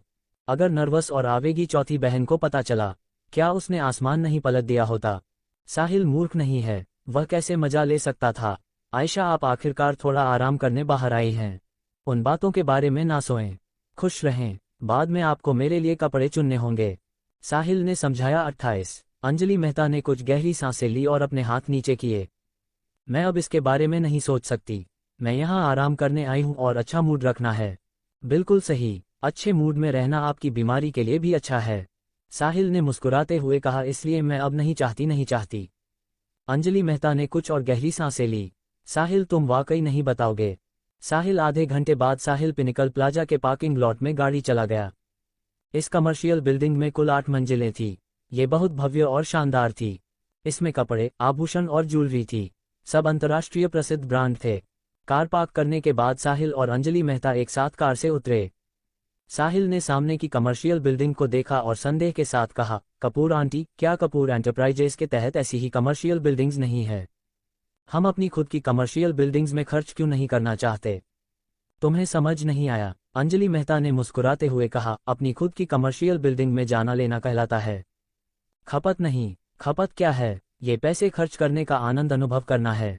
अपनी खुद की कमर्शियल बिल्डिंग में तुम अपनी चीजें ले सकते हो और बिना पैसे चुकाए चले जाओ। इसमें क्या मजा है? साहिल ने ये सुना, उसके मुंह के कोने कुछ बार फड़के। कारण कपूर आंटी, केवल आप जैसे धनी व्यापारी के पास ये सत्य हो सकता है। बेशक ये सिर्फ यही नहीं है, दूसरों की कमर्शियल बिल्डिंग्स का एक और फायदा है। क्या फायदा? साहिल हैरान था। तुम अपनी दौलत दिखा सकते हो। अंजलि मेहता ने आंख मारी। सोचो, यह महंगे लग्जरी सामानों से भरा हुआ है। यहाँ बहुत मशहूर अमीर लोग या उच्च दर्जे के लोग हैं, लेकिन हर कोई वह लग्जरी सामान खरीद नहीं सकता जो वे चाहते हैं। अगर कोई स्थानीय धनवान किसी डॉक्टर को देखता है, वह एक महंगा लग्जरी सामान खरीदने के लिए संघर्ष कर रहा है। लिंग, और यहीं पर तुम प्रकट होते हो। कुछ नहीं कहा, इस लग्जरी सामान को सीधे खरीद लो। जिस पल तुम कार्ड स्वाइप करते हो, हर किसी का आत्मविश्वास तुम पर टिक जाता है। इसे ध्यान से लो, यह अचानक बहुत ताज़ा होगा। साहिल की आंखें चौड़ी हो गई।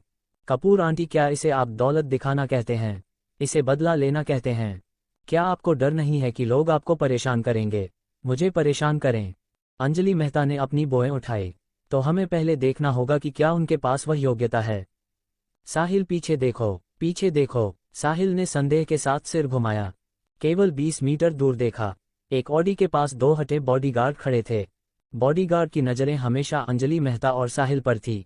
चाहे हवा कितनी भी तेज क्यों ना हो, वे पलक नहीं झपकाते। यह आपके बॉडीगार्ड हैं? ये कब आए? साहिल ने आश्चर्य में पूछा। हम जब से बाहर निकले तब से यह हमारे पीछे हैं। अंजलि मेहता ने मुस्कुराते हुए कहा, एक ये दोनों अनुभवी जवान हैं और तुम्हारी बड़ी बहन ने इन्हें सावधानी से चुना है, इसलिए तुम्हें बदले की चिंता नहीं करनी है। हाँ, आयशा, आप वाकई शॉपिंग करने बॉडीगार्ड लेकर गई हैं। क्या आप किसी से लड़ने की तैयारी में हैं? साहिल ने कड़वी मुस्कान के साथ कहा, ऐसा कैसे हो सकता है? अंजलि मेहता ने सिर उठाया। मैं कपूर एंटरप्राइजेस की पूर्व अध्यक्ष हूँ। आपके पास बहुत दर्जा है। क्या आप किसी से भी लड़ सकते हैं? साहिल, मुझे तुम्हें भी याद दिलाना है, तुम्हें दूसरों को धमकाना नहीं चाहिए, समझे? साहिल ने राहत की सांस ली। उसे अंजलि मेहता के मुंह से एक सामान्य वाक्य सुनने को मिला था। कपूर आंटी, चिंता ना करें। मेरा सिद्धांत है कि लोग मुझे ना छेड़े। मैं किसी को ना छेड़ूं और मुझे धमकाने की परवाह नहीं है।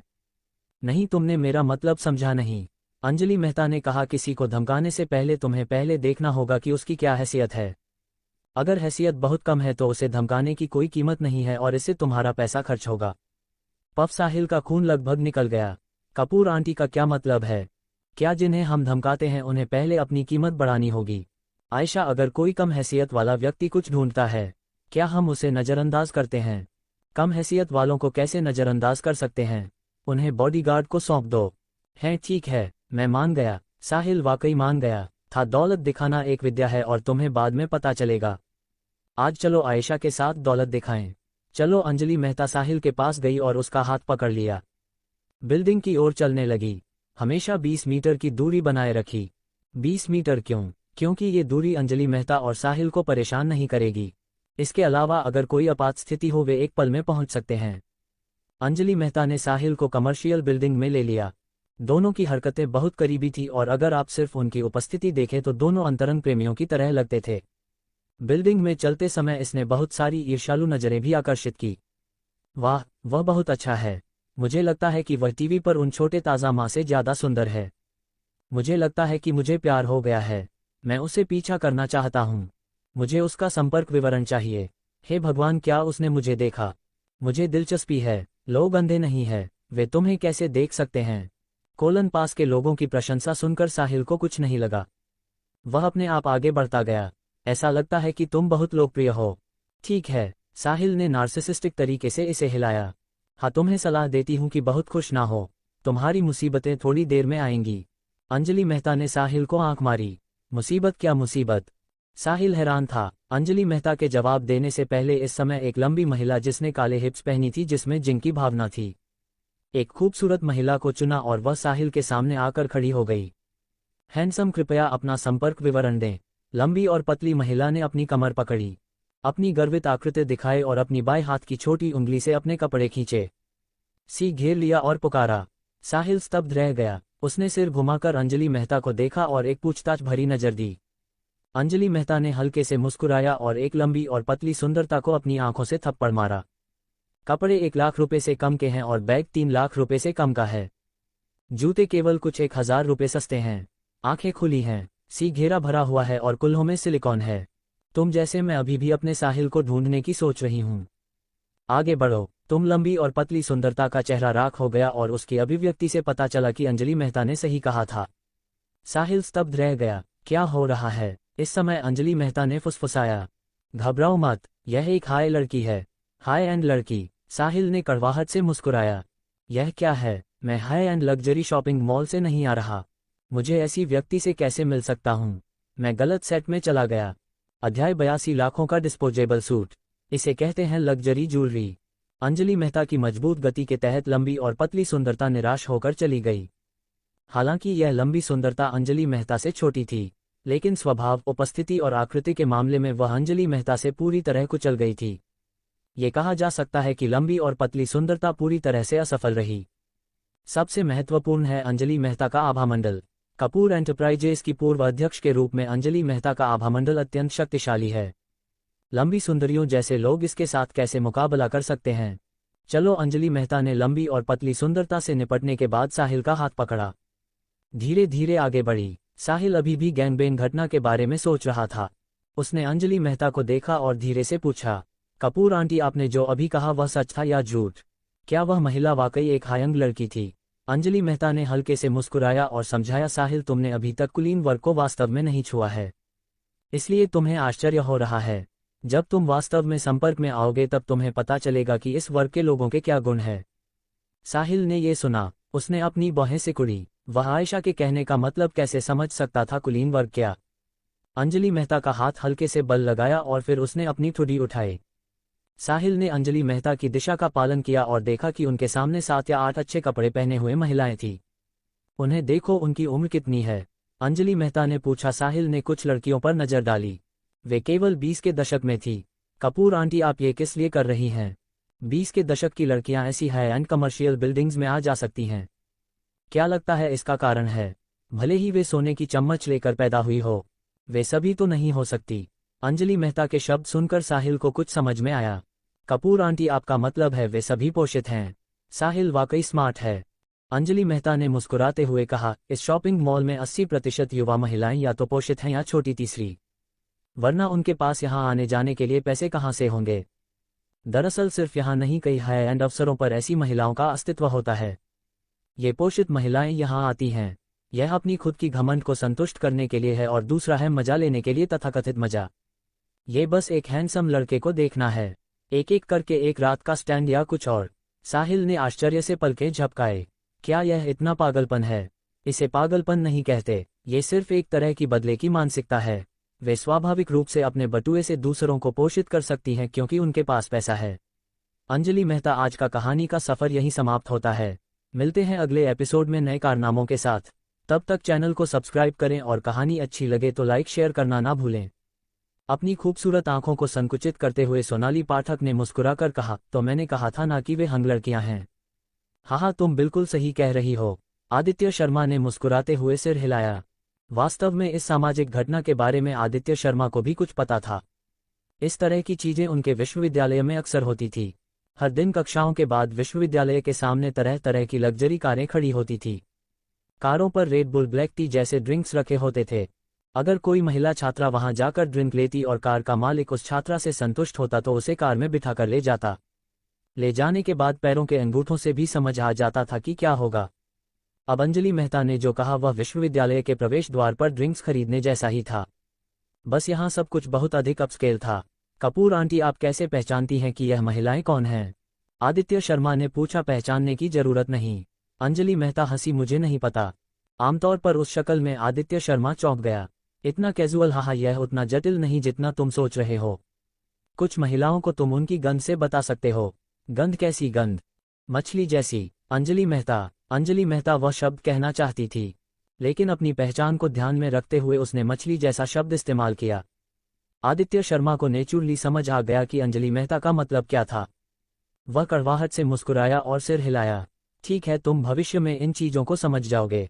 अगर तुम वाकई जानना चाहते हो तो मैं कहूंगी कि तुम्हारी बड़ी बहन अब कपूर एंटरप्राइजेज की प्रेसिडेंट हैं। इस तरह के लोगों से संपर्क करने का मौका मेरे नाम बदल गया है और मैंने अब 9 खो दिए हैं। हाँ, छोड़ो, मुझे इस तरह की चीजों में ज्यादा रुचि नहीं है। आदित्य शर्मा ने अजीब ढंग से मुस्कुराया। आंटी शांति, क्या यह मजाक नहीं है? अगर बड़ी बहन ज्यादा सोच ले तो मुझे पीठ ना दे। ज्यादा मत सोचो, मैं तुम्हें ये बता रही हूं ताकि तुम अपनी सुरक्षा कर सको। अंजलि मेहता हंसी। ठीक है, इस बारे में बात बंद करते हैं। चलो ऊपर चलकर देखते हैं। पिनेकल प्लाजा में 8 मंजिलें थी। पहली 2 मंजिलें कपड़े खरीदने के लिए थी, तीसरी और चौथी मंजिलें ज्वेलरी के लिए, 5वीं और 6ठी मंजिलें महंगी घड़ियों और बगजे के लिए, तीसरी और 8वीं मंजिलें उन लग्जरी सामानों के लिए थी जो ज्यादा उपयोगी नहीं थे। पहली मंजिल के कपड़े ज्यादा हाई नहीं थे, बेशक ये भी सापेक्ष था। अमीरों की नज़र में पहली मंजिल के कपड़े हाई ग्रेड नहीं थे, लेकिन आम लोगों की नज़र में वह असंभव थे। आदित्य शर्मा और अंजलि मेहता दूसरी मंजिल पर गए। दूसरी मंजिल पर आदित्य शर्मा ने फिर से अपनी नज़रें चौड़ा की। यह मंजिल पहली मंजिल से भी ज्यादा सजाई गई थी। लग्जरी, सुनहरी, रोशनी, चमकदार और दीप्तिमान थी। पन्ना जैसी सड़क पर चलना ऐसा था जैसे किसी महल में प्रवेश कर रहे हो। हर दुकान भी चकाचौंध थी, सभी विश्व प्रसिद्ध ब्रांड्स की, शिमो, अरमानी, गुच्ची, सब कुछ। इन प्रसिद्ध ब्रांड स्टोर्स को देखकर आदित्य शर्मा को आखिरकार समझ आया कि इस जगह को लग्जरी कमर्शियल बिल्डिंग क्यों कहा जाता है। यहाँ तो क्या वह सिर्फ पैसा जलाना था? साहिल, इधर। अंजलि मेहता ने आदित्य शर्मा को ले लिया और सबसे हाई एंड पुरुषों के कपड़ों की दुकान में प्रवेश किया। आदित्य शर्मा ने कार्ड हेडर पर एक नज़र डाली। एलिट काउचर, दुनिया के सबसे महंगे कपड़ों के ब्रांड्स में से एक। मीरा जी, आप आए, आपकी गरिमामयी उपस्थिति से हमारी छोटी सी दुकान चमक उठी है। जल्दी से चाय लाओ, सबसे अच्छा दार्जिलिंग। जैसे ही अंजलि मेहता और आदित्य शर्मा दुकान में दाखिल हुए, 30 की उम्र में एक खूबसूरत महिला ने उनका स्वागत किया। आदित्य शर्मा ने उसकी बैच को स्कैन किया। स्टोर मैनेजर कविता जोशी, आप ठीक हैं? व्यवसाय फल फूल रहा है। अंजलि मेहता मुस्कुराए। आपके आशीर्वाद के लिए धन्यवाद। कविता जोशी के चेहरे पर मुस्कान थी। मीरा जी, कृपया जल्दी से। कविता जोशी की सम्मानजनक शिष्टता के साथ अंजलि मेहता और आदित्य शर्मा रेस्ट एरिया में आए। थोड़ी देर बाद क्लर्क ने 2 कप दार्जिलिंग को सम्मानपूर्वक अंजलि मेहता और आदित्य शर्मा के सामने रखा। मीरा जी, आप यहाँ कुछ खाने के लिए आए हैं? कविता जोशी ने सम्मानपूर्वक पूछा। ये सुनकर आदित्य शर्मा ने मन ही मनाह भरी, यह स्टोर मैनेजर वाकई बात करना जानती है। वह ये नहीं पूछती कि क्या खरीदना है, बल्कि इनाम की बात करती है। इनाम शब्द प्राचीन काल में ये गणमान्य व्यक्तियों के लिए कहा जाता था। कविता जोशी के इस 10 दिन के शब्दों ने कपूर आंटी को एक उच्च स्तर तक उठा दिया। अंजलि मेहता ने सिर हिलाया। कविता जोशी बहुत विनम्र है। मैं यहाँ अपने परिवार के साहिल के लिए कुछ उपयुक्त कपड़े चुनने आई हूँ। मैनेजर ने झुककर धन्यवाद दिया। शुरुआत से ही कविता जोशी आदित्य शर्मा पर ध्यान दे रही थी। सबसे पहले वह आदित्य शर्मा की सुंदरता से आकर्षित हुई। यह आकर्षण के लायक था, और यह भी अंजलि मेहता के साथ आदित्य शर्मा के करीबी रिश्ते की वजह से था। कविता जोशी स्वाभाविक रूप से आदित्य शर्मा और अंजलि मेहता के रिश्ते के बारे में सोचना चाहती थी, लेकिन व्यवसाय जारी रखने के लिए वह पूछ नहीं सकती थी। वह केवल ऐसा दिखावा कर सकती थी कि उसने कुछ नहीं देखा। आदित्य शर्मा ने कविता जोशी को देखा और मुस्कुराकर कहा, मेरा नाम खन्ना है। खन्ना जी, आपकी कोई जरूरत है? मैं आपकी पूरी कोशिश करूंगी। कविता जोशी मुस्कुराए। अंजलि मेहता ने कहा, चलो सबसे अच्छे कैजुअल कपड़े और सूट देखते हैं। वैसे साहिल का नाप लो और अपने हेडक्वार्टर्स के चीफ डिजाइनर से एक सेट डिजाइन करवाओ। ठीक है, मैं अभी व्यवस्था करती हूँ। कविता ने झुककर विदा ली। 3 कदम पीछे हटने के बाद वह मुनी और चली गई। माता पिता के सामने मुड़ना असभ्य है। अगर कोई मांग करने वाला ग्राहक मिल जाए, खरगोश को डांट नहीं सकते। कविता जोशी के जाने के बाद आदित्य शर्मा ने मुस्कुराकर कहा, कपूर आंटी, यह मैनेजर पारंपरिक शिष्टाचार के बारे में सब कुछ जानती है। केवल पारंपरिक शिष्टाचार ही नहीं, पश्चिमी शिष्टाचार और औपचारिकता भी उसे सब पता होना चाहिए। और भी बुरा वस्तु मैनेजर नहीं बन सकती। अंजलि मेहता ने हल्के से कहा, साहिल, क्या तुम्हें पता है कि कपूर एंटरप्राइजेस का अपना कपड़ों का ब्रांड क्यों नहीं है, लेकिन अपना ज्वेलरी ब्रांड है? क्यों? अंजलि मेहता ने भय उठाए। पहचान की वजह से कपड़े वैकल्पिक हैं, ज्वेलरी आकर्षक है। पहला गुलामी है और दूसरा दबंग। आदित्य शर्मा कुछ सेकंड के लिए स्तब्ध रहा, फिर मुस्कुराया। धन्यवाद कपूर आंटी, मैं समझ गया। हम समझना अच्छा है कि साहिल हमेशा इसे ध्यान में रखें। तुम कपूर परिवार के युवा मालिक हो और तुम्हारा रुतबा कम नहीं होना चाहिए। ठीक है। जल्द ही कविता जोशी कुछ सर्विस स्टाफ और कुछ कपड़ों के सेट के साथ आए। कई वेटर हैंगर की तरह थे। कपड़ों को अंजलि मेहता और आदित्य शर्मा के सामने प्रस्तुत किया। मीरा जी, खन्ना जी, यह स्टोर में सबसे अच्छे कपड़ों के कुछ सेट हैं। देखिए। आदित्य शर्मा ने सिर उठाया और कपड़ों के कुछ सेट्स पर नजर डाली। पहले 2 कैजुअल सेट ठीक थे और कीमत आदित्य शर्मा की समझ के दायरे में थी, लेकिन जब उसने हीरे जड़े एक सफेद सूट की कीमत देखी तो उसका दिल धड़क गया। क्या बात है, 7 अंकों की कीमत 60! ये कैसा सूट है? क्या इसमें हीरे जड़े हैं? इसमें वाकई हीरे जड़े हैं, लेकिन यह औपचारिक नहीं हो सकता, अंजलि मेहता ने हल्के से कहा। कविता जोशी ने वेटर को इशारा किया, जिसने अपनी बाहें उठाई। ये हमारे हेडक्वार्टर्स के चीफ डिजाइनर द्वारा डिजाइन किया गया है। दुनिया में केवल 3 सेट हैं। यह एक बार का है। आपके जैसे सम्मानित ग्राहकों के लिए बहुत उपयुक्त है। मैं इसे ले जाऊंगा। लाखों का सूट, फिर भी एक बार का। आदित्य शर्मा को अब आखिरकार समझ आया कि अंजलि मेहता ने क्या कहा। रुतबा कम नहीं होना चाहिए। ठीक है कपूर आंटी, मैं पूरी कोशिश करता हूँ। अध्याय 83। निशा शर्मा एक विशेष फिटिंग सदस्य अंजलि मेहता कपड़े खरीदती थी बिना कीमत देखे। बस कपड़ों का स्टाइल और सामग्री देखती थी। वह हम लोगों की तरह स्टाइल और सामग्री नहीं देखती थी। अगर वह अपने हाथों से छूती या अनुभव करती तो वह सिर्फ एक नज़र में 8-9 रंग देख सकती थी। हम बुरा नहीं, अंजलि मेहता ने सिर हिलाया। इन सेट्स को पैक कर दो। साहिल, अंजलि मेहता ने सफ़ेद रंग के एक कैजुअल आउटफिट की ओर इशारा किया। तुम जाओ और इसे बदल लो। जब तुम घर जाओ इस आउटफिट को आजमाओ, ये बहुत हैंडसम लगेगा। आदित्य शर्मा ने सुना, उसके मुंह के कोने कड़वे हो गए। कपूर आंटी, 10 लाख का एक बार का सूट, तुम घर जाकर मुझे इसे आजमाने को कह रही हो? इस तरह पैसा नहीं खर्च करना चाहिए। लाखों उसके लिए कुछ भी नहीं थे, लेकिन आदित्य शर्मा के दिल में एक ईमानदारी थी और उसे फिजूल खर्ची और बर्बादी पसंद नहीं थी। बेशक आदित्य शर्मा सिर्फ खुद का प्रतिनिधित्व नहीं करता था कि वह कौन है और क्या कर रहा है, वह कपूर परिवार का भी प्रतिनिधित्व करता था। कुछ चीजों से उसे अभी भी बचना था। ठीक है, आदित्य शर्मा ने जवाब दिया, फिर खड़ा हो गया। कविता जोशी ने एक और स्टोर क्लर्क को बुलाया। खन्ना जी को कपड़े आजमाने के लिए साथ जाओ, उसने हल्के से झुककर कहा। खन्ना जी कृपया। हाँ, आदित्य शर्मा ने सिर हिलाया और पहले चला।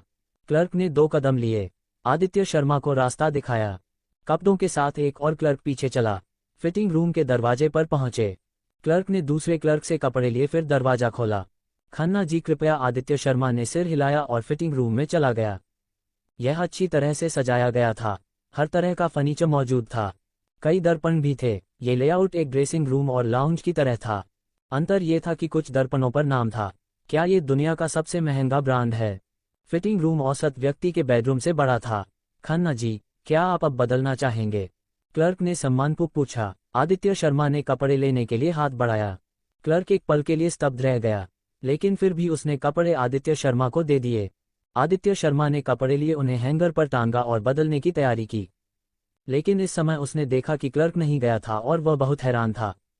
मैं कपड़े बदलने जा रहा हूँ, आदित्य शर्मा ने थोड़ा याद दिलाया। हम ठीक है, क्लर्क ने हल्के से सिर हिलाया। ठीक है, यह क्या जवाब है? क्या तुम्हें बाहर नहीं जाना चाहिए? आदित्य शर्मा ने फिर से याद दिलाया। मैंने कहा कि मैं कपड़े बदलने जा रहा हूँ। हम ठीक है, क्लर्क ने फिर से सिर हिलाया। मैंने कहा कि मैं कपड़े बदल रहा हूँ। क्या तुम्हें बाहर नहीं जाना चाहिए? ये सुनकर क्लर्क की आंखों में आंसू आ गए। उसने जल्दी से माफी मांगी। मुझे माफ करें खन्ना जी, कृपया मेरी खराब सेवा के लिए मुझे क्षमा करें। मैंने सिर्फ कहा, मैं कपड़े बदलना चाहता हूँ। क्या तुम्हें बाहर नहीं जाना चाहिए? हाँ, आदित्य शर्मा ने कड़वाहट से कहा। क्लर्क ने जल्दी से समझाया, खन्ना जी, मैं सिर्फ आपके कपड़े बदलने में मदद करती हूँ। आपको खुद कुछ करने की जरूरत नहीं है। क्या तुम मेरे लिए कपड़े बदलोगी? आदित्य शर्मा चौंक गया। यह क्या है? ये हमारी दुकान में सेवा है। ऐसी भी सेवा है? आदित्य शर्मा स्तब्ध था। उसने सोचा, इस दुकान में क्या हो रहा है? क्या यहाँ मालिक और गुलाम को मारने का तरीका है? यहाँ तक कि कपड़े बदलने में भी मदद करते हैं। आदित्य शर्मा ने सिर हिलाया। ठीक है, मैं कपड़े बदलने के आदी नहीं हूं और कोई देख रहा हो। तुम बाहर जाकर इंतजार करो। ये सुनकर क्लर्क की आंखों से आंसू बह निकले। ठीक है, फिर मैं दूसरा, तुम थक गए हो। रुको, आदित्य शर्मा ने क्लर्क को रोक लिया जो जाने वाला था। मैंने सिर्फ तुम्हें मेरे कपड़े बदलने में मदद करने से मना किया। तुम्हें रोने की जरूरत नहीं है। आखिर क्या हो रहा है? अगर आप मेरी सेवा से इनकार करते हैं, मुझे रिफंड करना होगा। रिफंड? ऐसी भी बात है? हाँ, ये हमारी दुकान का नियम है। तुम लोग एक, तुम्हारी दुकान के नियम वाकई अजीब हैं। आदित्य शर्मा ने असहायता से सिर हिलाया। क्या मतलब? मुझे तुम्हें मेरे लिए कपड़े बदलने के लिए कहना होगा? आपकी सेवा करना मेरा सम्मान है। और मैं फिर से झुकी। इस बार मैंने लगभग 180 डिग्री झुककर, इतना विनम्र मत बनो। फिर बदलो, आदित्य शर्मा ने आह भरी। ये चीज लोगों को उनकी नौकरी से वंचित कर देती है। आदित्य शर्मा कोई संत नहीं है, लेकिन वह खलनायक भी नहीं है। वेटर शुरू से ही सम्मानजनक रहा है और उसे लगभग सम्राट बना दिया है।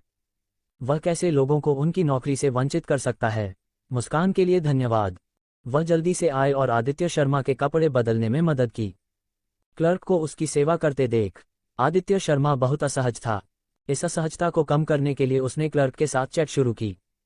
क्या तुम वाकई ग्राहकों के कपड़े बदलते हो? नहीं, आप पहले हैं। मैं अभी अभी फिटिंग क्लर्क बनी हूँ। क्लर्क शर्मीली थी। पहला, हाँ, लगता है मैं बहुत भाग्यशाली हूँ। आदित्य शर्मा ने हल्के से हंसा। ऐसा मत कहो, यह मेरा सम्मान है। ठीक है, मैं ऐसा नहीं कहूँगा। इतना विनम्र मत बनो। ठीक है, मैं इसे थोड़ा सहन नहीं कर सकता। आदित्य शर्मा ने कड़वाहट से कहा, तुम्हारे पास कितने फिटिंग स्टाफ हैं? कई, कुछ प्रोफेशनल हैं और कुछ गैर प्रोफेशनल। प्रोफेशनल कैसे? और गैर प्रोफेशनल? आदित्य शर्मा ने पूछा। प्रोफेशनल को वास्तव में विशेष उद्देश्य कहा जाता है। अगर ग्राहक हमसे संतुष्ट है तो हम स्टोर मैनेजर को बताएंगे कि भविष्य में ग्राहक के कपड़े आजमाने के लिए हम इस फिटिंग व्यक्ति का उपयोग करेंगे। भविष्य में यह फिटिंग व्यक्ति अन्य ग्राहकों के कपड़े नहीं आजमाएगा। गैर प्रोफेशनल किसी भी ग्राहक के कपड़े आजमा सकते हैं, फिटिंग ने समझाया। ये सुनकर आदित्य शर्मा ने चुपके से जीभ चटकाए। एक मोड़, ये प्राचीन वेश्यालय की छुड़ाई गई लड़की से कैसे मिलता जुलता है। अमीरों की दुनिया वाकई समझना मुश्किल है। विशेष फिटिंग स्टाफ को ज्यादा वेतन मिलता है। मैं यह नहीं कह सकता कि ग्राहक हर दिन कपड़े खरीदने आता है। फिटिंग स्टाफ ने मुस्कुराकर समझाया। विशेष फिटिंग स्टाफ का दायु बहुत अधिक है। भले ही ग्राहक कपड़े खरीदने न आए, वे सामान्य वेटेज से बेहतर हैं। गैर विशेष फिटिंग स्टाफ से अधिक, क्योंकि विशेष फिटिंग चुनने वाले ग्राहक उच्च रैंक के होते हैं। वे एक बार कपड़े खरीदने पर कई महीनों का प्रदर्शन पकड़ सकते हैं। आप जैसे सम्मानित ग्राहक, इस बार मैंने 60 लाख से अधिक के कपड़े खरीदे और यह एक सामान्य वेटर के 1 साल के काम से भी अधिक है। वास्तव में फिटिंग स्टाफ ने अघटित नियमों का खुलासा नहीं किया। केवाई के लिए विशेष फिटिंग क्लर्क बनने के बाद आपके पास ग्राहकों से व्यक्तिगत रूप से संपर्क करने का अधिकार है। कुछ गलत इरादों वाले फिटर इस अवसर का उपयोग विभिन्न तरीकों से ग्राहकों को कपड़े खरीदने के लिए प्रेरित करने के लिए करेंगे। क्या बिक्री बहुत ज़्यादा नहीं है? ये भी स्टोर में एक मार्केटिंग टूल है। बेशक भले ही फिट ने यान के बारे में कुछ नहीं कहा, वह अनुमान लगा सकता था। कारण बहुत सरल है, दुकान का मालिक नुकसान नहीं करेगा और लाभ कमाएगा। ये कुछ हद तक दिलचस्प है। आदित्य शर्मा ने अपने सामने फिटिंग स्टाफ को देखा। सच कहें तो यह फिटिंग स्टाफ वाकई अच्छी दिखती थी और उसका व्यक्तित्व अच्छा था। ठीक है, सबसे महत्वपूर्ण बात वह उस तरह की मोहक महिला नहीं थी। उसके शरीर में युवावस्था और शर्मीलापन का मिश्रण था। Fitting staff Nisha Sharma. आदित्य शर्मा ने फिटिंग सदस्य की बैज पर एक नज़र डाली और चुपके से नाम नोट कर लिया। आधे घंटे बाद कपड़े बदल गए। ऊपर से नीचे तक टॉप, पट और जूते सभी बदल गए। इस सेट को बदलने के बाद आदित्य शर्मा की पूरी अवस्था बदल गई। हैंडसम और प्रभावशाली, दीप्तिमान, जैसे कोई परी धरती पर उतरी हो। कहावत है, लोग कपड़ों पर निर्भर करते हैं, बुद्धा सोने पर एक व्यक्ति का रुतबा वाकई कपड़ों से प्रस्तुत होता है। फिटिंग स्टाफ ने 2 कदम पीछे हटे और आदित्य शर्मा को पूरी तरह से देखकर स्तब्ध रह गया। ये बहुत हैंडसम है। आदित्य शर्मा ने ड्रेसिंग मिरर के सामने बाएं देखा। उसने संतुष्ट होकर कहा, बुरा नहीं, चलो बाहर चलते हैं। ठीक है। आदित्य शर्मा फिटिंग रूम से बाहर निकला, फिर सामने की दुकान पर आया। इस उपस्थिति ने सभी को चौंका दिया। कुछ दुकान सहायकों की बात मत करो, उनकी जबड़े गिरने वाले थे। यहाँ तक कि कविता जोशी, जिन्होंने अनगिनत लोगों को देखा था, आदित्य शर्मा की सुंदरता, हैंडसमनेस और रुतबे से चौंक गई थी। हे भगवान, मैं कपड़ों के उद्योग में 10 साल से अधिक समय से हूँ। हर तरह के लोग देखे हैं, यहाँ तक कि सेलिब्रिटीज भी बहुत देखे हैं, लेकिन किसी में भी इस तरह का रुतबा और आकर्षण नहीं था। वह बहुत परफेक्ट है ना? कोई खामी नहीं है, जैसे बेदाग जद से तराशा गया हो। अंजलि मेहता ने क्लर्क के हैरान चेहरों को देखा। उसका चेहरा गर्व से भरा था। वह आदित्य शर्मा के पास गई, उसके कंधे पर हाथ रखा। यह मेरे परिवार के साहिल की असली अवस्था है। साहिल, चलो अगली दुकान पर चलते हैं। कविता जोशी, कपड़ों को पैक करके मेरे घर भेज दो। ठीक है। कविता जोशी ने जल्दी से सिर हिलाकर जवाब दिया। कपूर आंटी, 1 मिनट रुकिए। आदित्य शर्मा कविता जोशी के पास गया और उसके कान में कुछ सेकंड के लिए फुसफुसाया। फिर वे अंजलि मेहता के साथ चले गए। कविता जोशी ने अंजलि मेहता और आदित्य शर्मा को दुकान से बाहर भेजा और फिर निशा शर्मा से कहा, क्या तुमने खन्ना जी का नाप ले लिया है? निशा शर्मा ने सिर हिलाया। हाँ, ले लिया। हम निशा, तुम बच गई हो और तुम भविष्य में खन्ना जी की विशेष फिटिंग स्टाफ होगी। कड़ी मेहनत करो, मुझे निराश मत करना। निशा शर्मा एक पल के लिए स्तब्ध रह गई। फिर उसने आदित्य शर्मा की पीठ की ओर देखा। उसकी खूबसूरत आंखें कृतज्ञता से भरी थी। अध्याय 84। 30 की तरह भेड़ या 40 की तरह बाघ, उसके बाद क्या? आदित्य शर्मा की जाने वाली पीठ को देखते हुए निशा शर्मा की आंखें कृतज्ञता से भरी थी। बेशक उसे समझ आया कि आदित्य शर्मा ने उसे विशेष फिटिंग स्टाफ के रूप में रखा।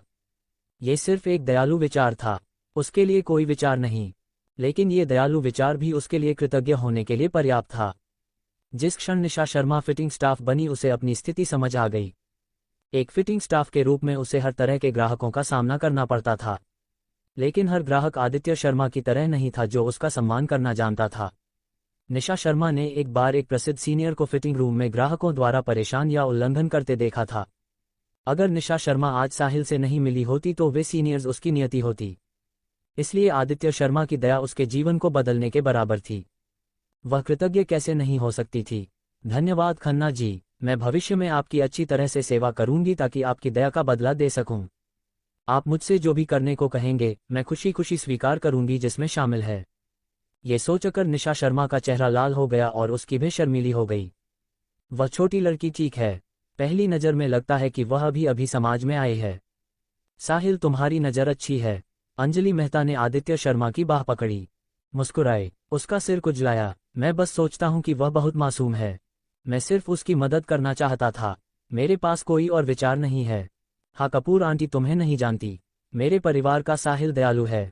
अंजलि मेहता ने मुस्कुराकर कहा, ठीक है, अगर तुम्हारी मदद से वह अपनी जिंदगी बना सकती है, यह अच्छी बात है। मैं भी ऐसा ही सोचता हूँ। आदित्य शर्मा ने सिर हिलाया। आदित्य शर्मा ने वाकई निशा शर्मा के बारे में ज्यादा नहीं सोचा। उसकी मदद करना एक बड़ा प्रयास था, लेकिन आदित्य शर्मा के पास कोई विचार नहीं था। इसका मतलब यह नहीं कि निशा शर्मा के पास कोई विचार नहीं था। दिव्य मूर्तियों में फैंगलिंग फेरी गो जियांग यांग को देखकर जीवन भर के लिए गलत समझ लिया। आज निशा शर्मा के लिए भी ऐसा ही था।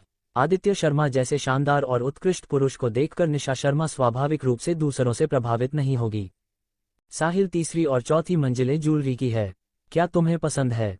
अंजलि मेहता ने आदित्य शर्मा को देखा और तीसरी मंजिल की सीढ़ियों पर आने पर पूछा। आदित्य शर्मा ने सिर हिलाया। कपूर आंटी, मुझे वाकई रिंजेट नेकलेस आदि में रुचि नहीं है। नहीं तो चलो ऊपर चलकर देखते हैं। हाँ, अंजलि मेहता ने सिर हिलाया और उसने आदित्य शर्मा को ज्यादा मनाने की कोशिश नहीं की। वास्तव में उसके दिल में उसे अपने जीवन में लोगों द्वारा पहने जाने वाले बड़े सोने की चैन या बड़े सोने के रिंग्स पसंद नहीं थे। वे चीजें पहनने से लोग अमीर और सम्मानित नहीं लगते, बल्कि मिट्टी जैसे नवधनाढ्य जैसे लगते हैं। पुरुष की गरिमा के प्रतीक के रूप में उसे अभी भी एक घड़ी पहननी चाहिए, एक ऐसी घड़ी जो उसकी स्थिति से मेल खाए, पुरुष के आकर्षण और रुतबे को बढ़ाने के लिए। बेशक शादी के बाद शादी की अंगूठी पहनने का मतलब अलग होता है। और अंजलि मेहता जो आदित्य शर्मा के लिए शादी की अंगूठी चुनना चाहती थी, वह स्थानीय धना सोना नहीं था। शादी की अंगूठी को प्रसिद्ध लोगों के हाथों से आना चाहिए, केवल अनमोल ही आदित्य शर्मा के योग्य हो सकता है। तो चलो सीधे 5वीं मंजिल पर चलते हैं और घड़ी देखते हैं। अंजलि मेहता ने आदित्य शर्मा का हाथ पकड़ा और फिर से लिफ्ट में चढ़ गई। रास्ते में आदित्य शर्मा का सिर और भी ऊंचा हो गया। कई महिलाएं आदित्य शर्मा को देखने आई, कदम उठाना भूल गई और सीधे लिफ्ट पर गिर गई। वे गिरने की परवाह नहीं करती थी, जमीन पर लेट सिर उठाकर आदित्य शर्मा को देखती रही। ये बहुत हैंडसम है, मैंने कभी इतना हैंडसम इंसान नहीं देखा। मैं अब और नहीं कर सकती, मैं बेहोश होने वाली हूँ। उसे कहो कि मुझे कृत्रिम श्वास दे।